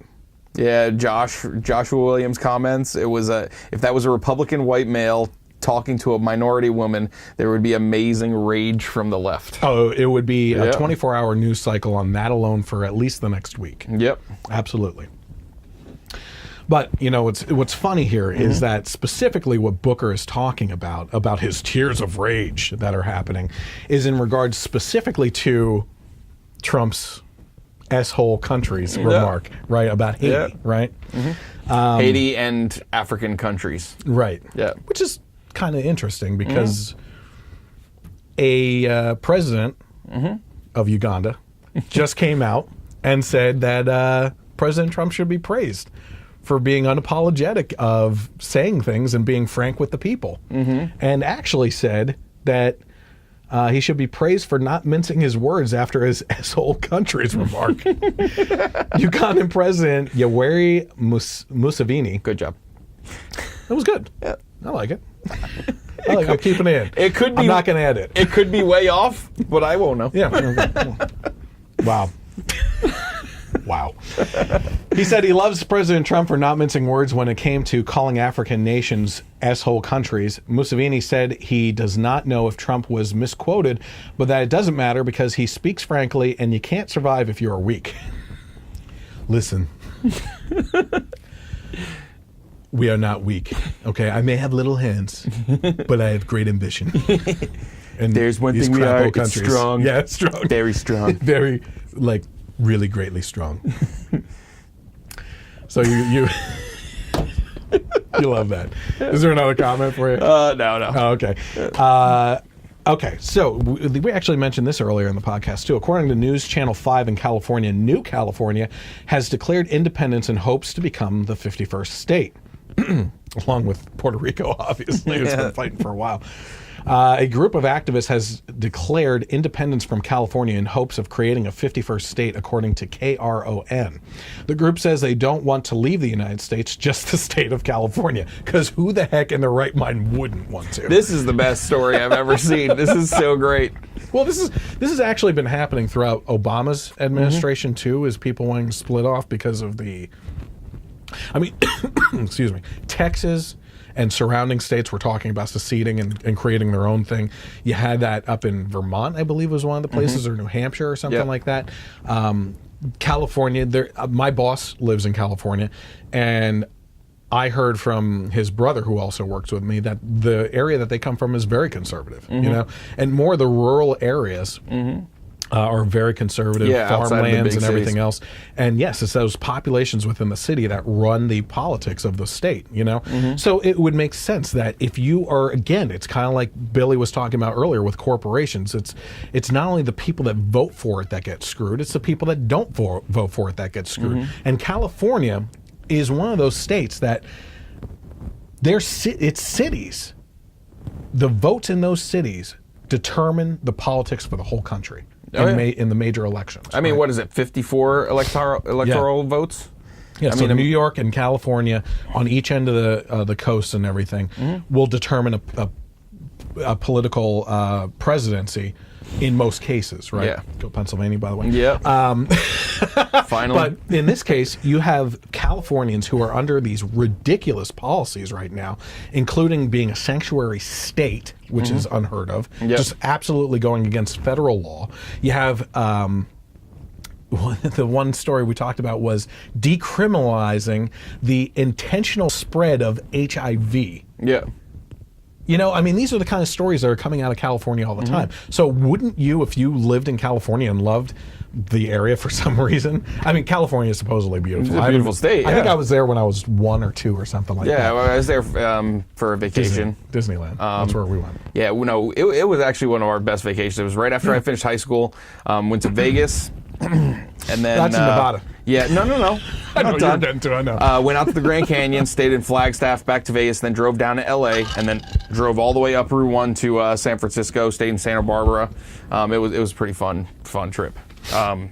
But yeah, it's like I can only imagine all the other people that live in that huge state that just are like slaves to L.A. and San Francisco and San Diego. What's that terminology, man? You are just on top of things tonight with the racist comments. Jeez. What? I'm not for them being slaves. We're trying to free them. Yeah. They're trying to free themselves. Yeah, seriously. The group says that they don't want to leave. New California. So they said they don't want to leave the United States, just California.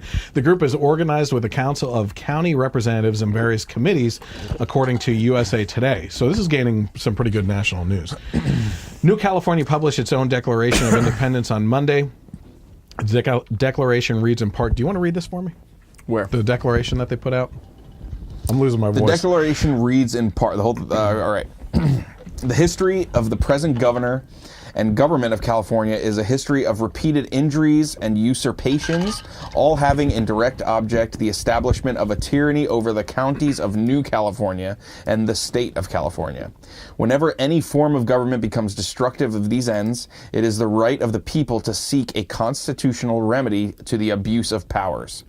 We, the people of the counties of New California, solemnly publish and declare these counties are, and of right ought to be, a free and independent state, that we strive to be free from the state of California, and that as a free and independent state have full power to establish and maintain law and order, to promote general prosperity, and to do all other acts of things which an independent New California state may rightfully do.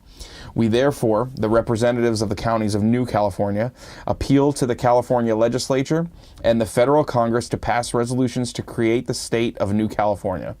And for the support of this declaration, we with a firm reliance on the protection of divine providence, we mutually pledge to each other our lives, our fortunes, and our sacred honor.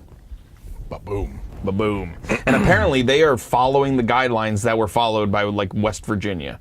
When they... first of all, that last line right there, our lives, our fortunes, and our sacred honor, is in the Declaration of Independence. Yep. You know?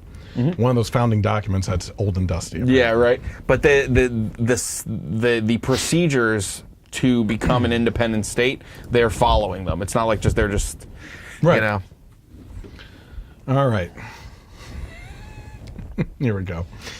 The next thing we're going to do is we're going to play this game, okay? So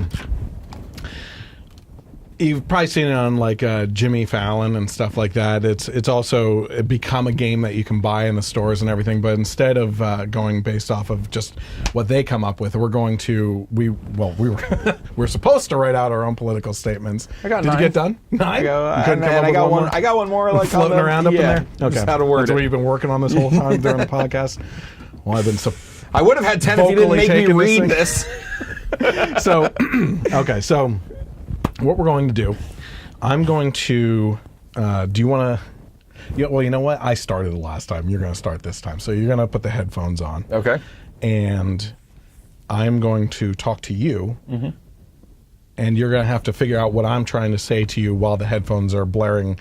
I picked out classical music. I made it a little bit easier so you don't hear people talking. Yeah, and so stuff, I'm not like, up, I was thinking it would just be like white noise or something. Yeah. Can you hear me right now? I can hear you talking, yes. Can you? Yes. Easily. Jeez. I as loud as it upstairs, I goes. do have a pair of noise-canceling headphones. Do you? Can you hear me right now? I can hear sound. I can kind of hear noise, but not Jeez. really. All right, let's try this here. Yeah. Can you hear me right now? You can't hear me? No. All right, here. Are you ready? No. You I can hear me? No. Okay. All right, are we starting? Yeah. Okay. We're starting. This sucks, by the way. This has got this crazy electronica house music Ready? going. Yep. Cory Booker's tears of rage have flooded my safe space. I am not going to do good at this at all. What do you think I said? I'm not good at reading lips, apparently. Cory Booker's. Colon and burgers. Cory. Holy. Cory. Moly. Cory. Are we restarting from the beginning? Yes. Cory. Holy. Cory. Holy. Bookers. Bully. Bookers. Buller.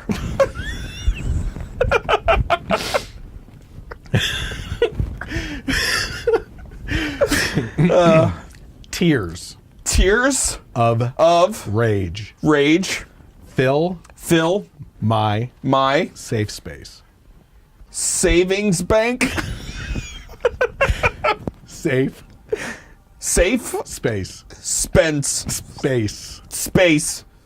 Tears of rage fill my safe space. okay. Someone. Someone. You're talking so loud. No. Someone, please. Do it again.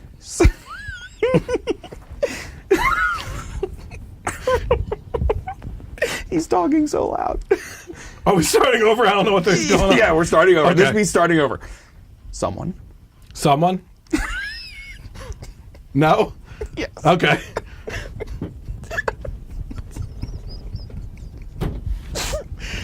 Okay. Okay. Please. Peed? Is it?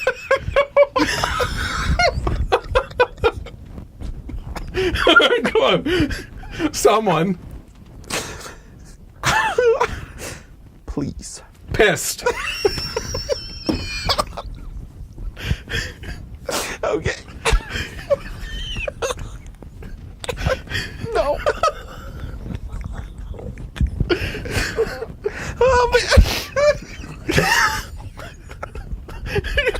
Dude, you haven't made it past the second word. Stop. Someone.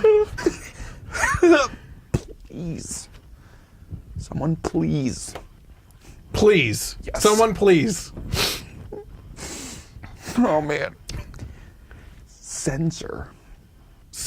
I got censure. Close. Censor. Center.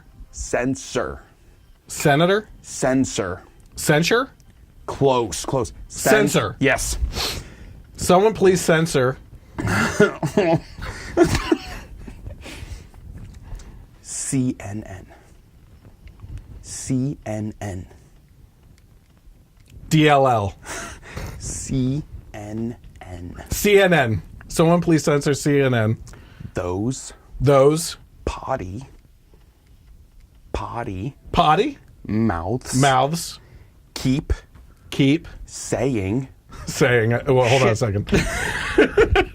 Asshole. On TV. S-hole on TV. Yes. Okay, so the reason I kept laughing is you're talking so loud. Oh, I know. Someone, please. Yes.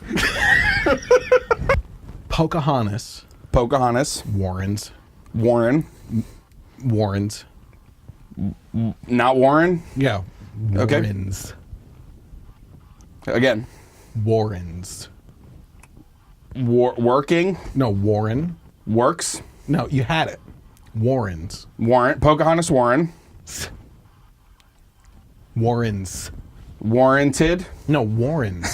Warrants. Yeah. Pocahontas Warren. Warrants. Menstruation. Menstruation. Paint. Now. On sale. All the time. On Sale. Dan.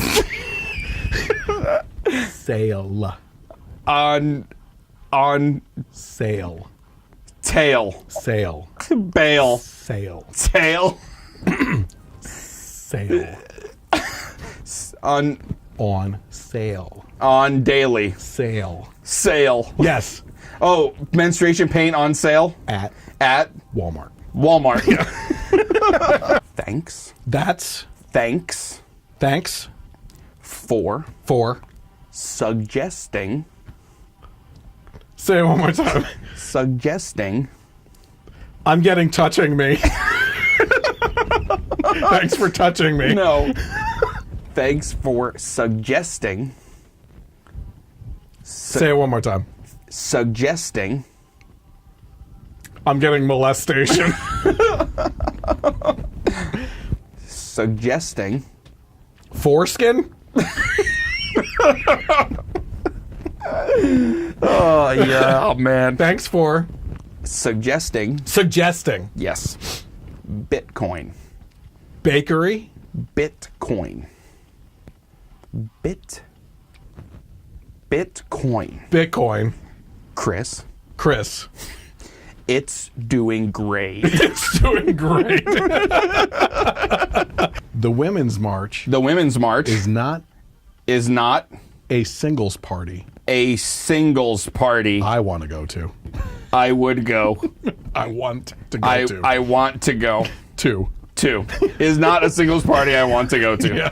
Okay. You're pretty good there. That's not bad. Oh, man. All right. Okay.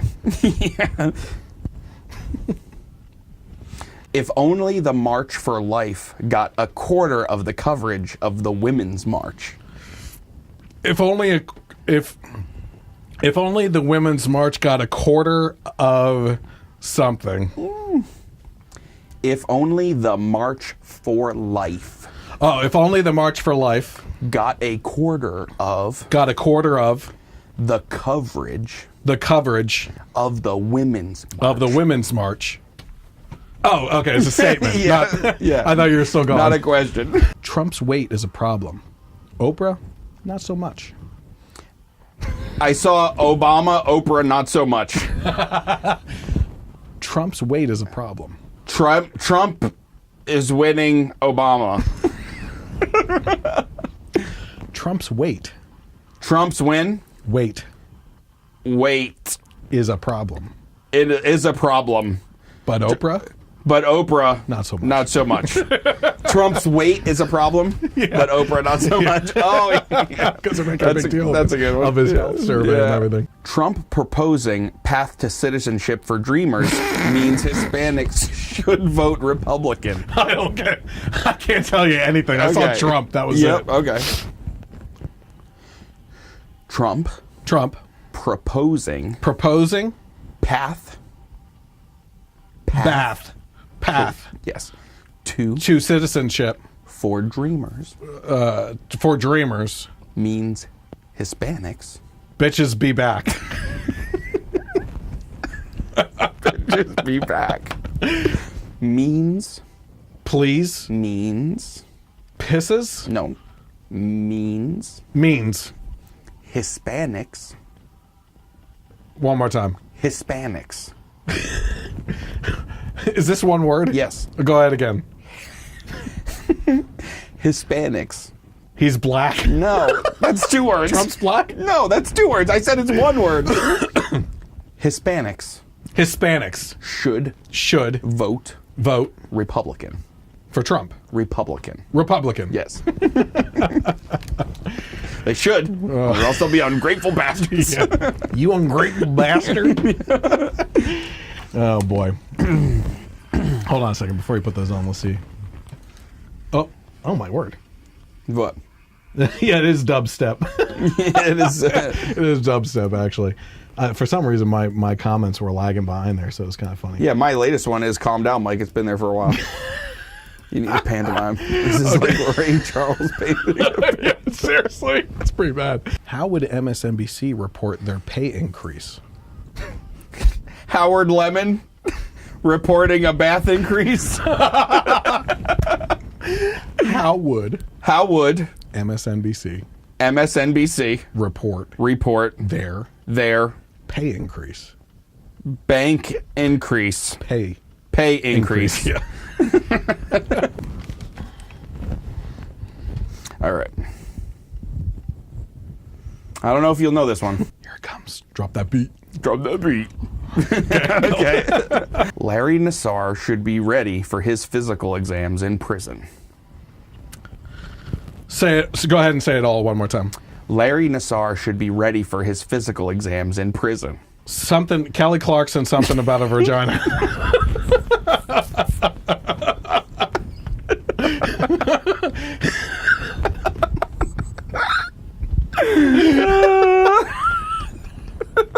I love that he said vagina. All I see is Kelly Clarkson and vagina, and I'm listening to dubstep at the same time. It's not a good mix. Okay.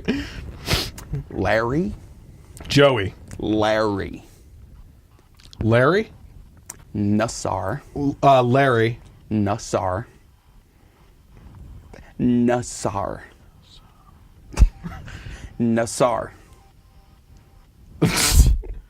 I'm trying to think of Larry's for crying out loud. I don't think we didn't cover this story, so I don't know if he knows it. Oh, I don't know who it is? Maybe. It's a major Oh, story. you're going to make it that hard for someone else? It's a major story. All right. Larry Nassar. Johnson. No. Grandmama. Grandmama. All right. Nassar. Dunkirk. No. Nassar. It was a good movie, though. Yeah, it was. Okay, go ahead. Nassar. Nassar? Yes. Do you know who that is? Yeah, the gymnast doctor. Okay. Should Should be ready. Raped. Well, yeah, but no. Should be Ready. I'm getting Reagan. Ready. Raked. Ready. Raised. Ready.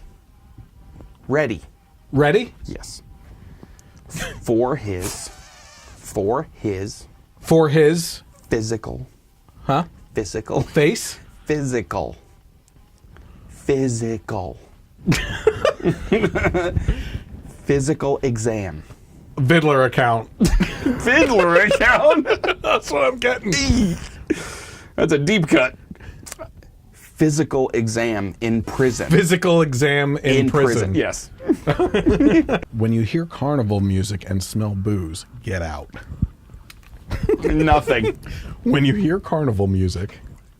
Again. When you hear carnival music. When we got the heart of a person. When you hear carnival music. Heart of a person. Carnival. Larf of a gherkin. Carnival. Larpity. Carnival. Congress. Carnival. Music. And smell. Metal. Smell. Booze. Boobs. Booze. Booze. Get out. Get out. Sometimes. Yep. Then you should get out too. Yeah. Students. Hold on. Okay. Dropping that beat again. You got that first word probably? Yeah, students. Okay. Go ahead. All right, I'll do the whole thing. Yep. Students that don't like Ben Shapiro are the ones who need counseling. Students in a relationship with need help. I don't know. Students that don't Jones chose chosen. No. Students that don't like. Students who don't let like. Students that don't like. Students that don't let. No. Students that don't like. Oh. Like Ben Shapiro are the ones who need counseling. Counseling. Nightmares about tantric sex to Barney's theme song.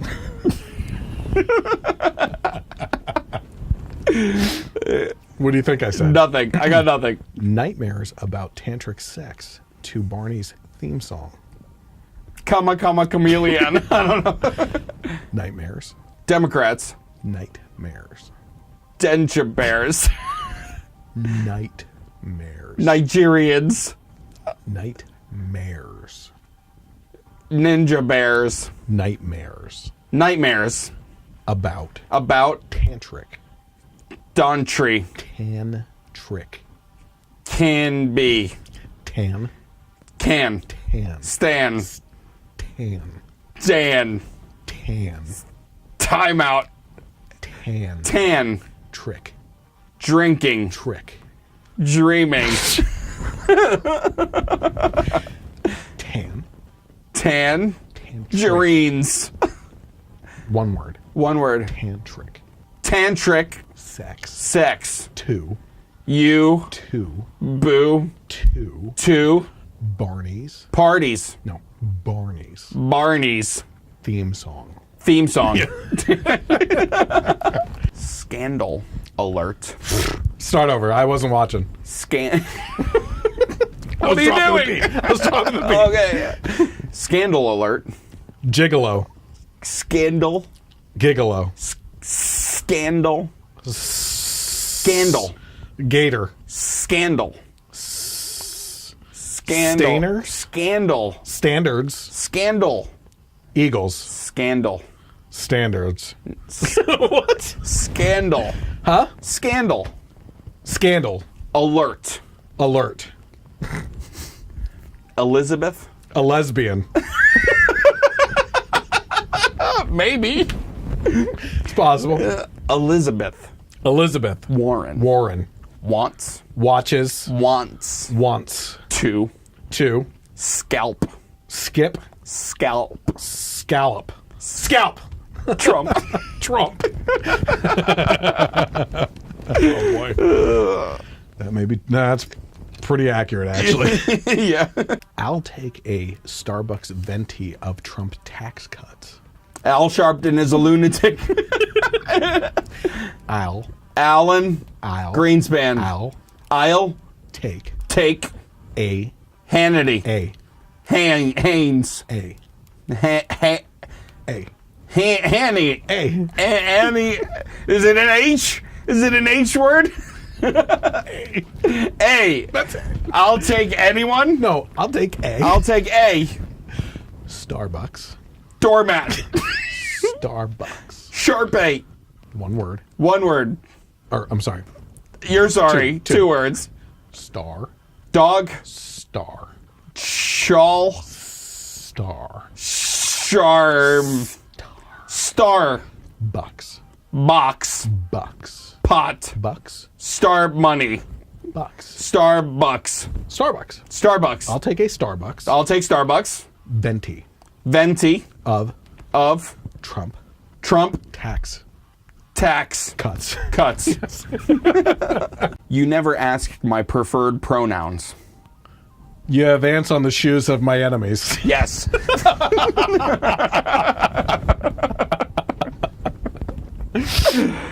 You never asked my preferred boyfriend preferred. Did I get personal right? No. Preferred pronouns. Pronoun. Trump swings big tax cuts with little hands. Trump's win is a big taste of coffee. No. Okay. Trump swings. Waste. Swings. Twait.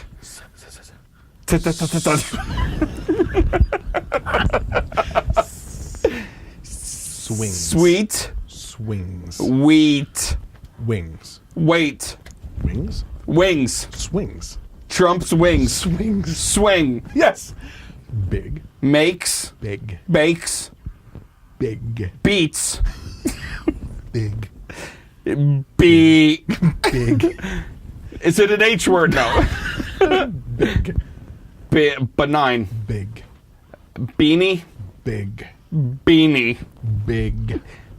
Adam's apple.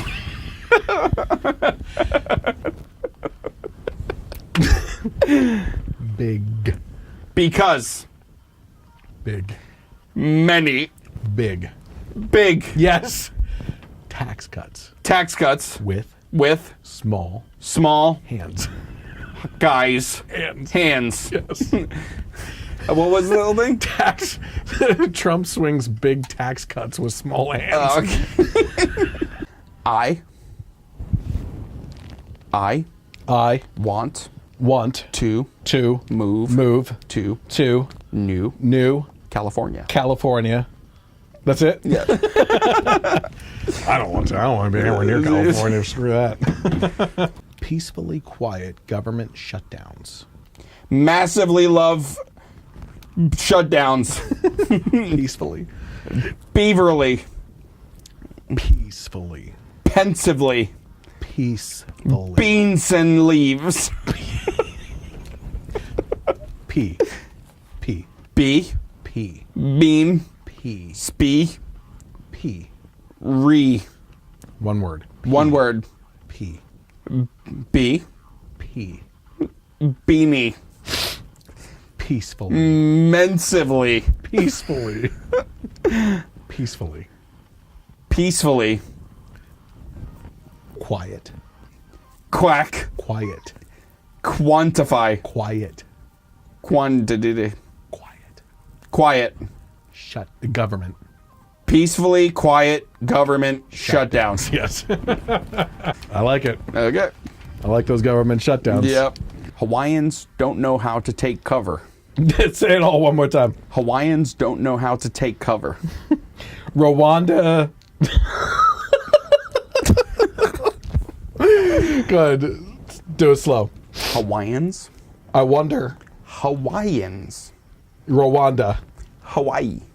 Hawaii. Hawaiians. Vacation? No. First word. Hawaiians. One more time. Hawaiians. Hawaii. Oh. Hawaiians. Hawaiians. Don't know how to take sell take cover. What? Cover? Yes. Hawaiians don't know how to take cover. That's it. Yes. They like when they got that missile strike alert, they like went into a house and just closed the curtains. Like that was gonna save them. The best though, I don't know if you saw this. The missile won't know we're here. Yes, exactly. The best though was this guy. He started video Skyping or posting a message live on Facebook playing golf. Yeah. And he's like, listen, apparently there's a missile coming. It's my family. I love you guys. But if I'm going to go out, I'm going to go out golfing. I had a great last hole. It's the funniest video. You know, he's like, I had a great life. I had a great last hole. If I'm going to go out, I'm going to go out golfing. That's where my mom would be. It's like my favorite thing. Oh, boy. Okay, so. Oh, man. Well, listen, that was a good game. We'll go back to these two games and everything. The watch your mouth is really funny, too. Yeah. Thank you guys for tuning in tonight. We had a lot of really good topics. Apparently, even in some of the comments, they were saying like they really liked the topics that we went over and everything. So thank you guys for tuning in. If you're interested in following along with the Generation Y Conservative, as I mentioned at the beginning of the podcast, you can always find us on Facebook. Just by searching for the Generation Y Conservative, you can hit the like button and follow along with us there. Get live updates when we go live with the live stream. More importantly than that, go to the YouTube channel and just, again, in YouTube, search for the Generation Y Conservatives. Hit subscribe to that channel. We are trying to boost things, especially with the audience this year, because of the new restrictions and guidelines that Google and YouTube are putting on to content creators. So, help out with that. That would be really appreciated. If you're a conservative and you know conservative friends, certainly share it with them. Also, you can follow along with me on Twitter at Gen Y Conservative without the E on the end. It was a good night. Thank you guys for tuning in. Have a great night, and God bless America.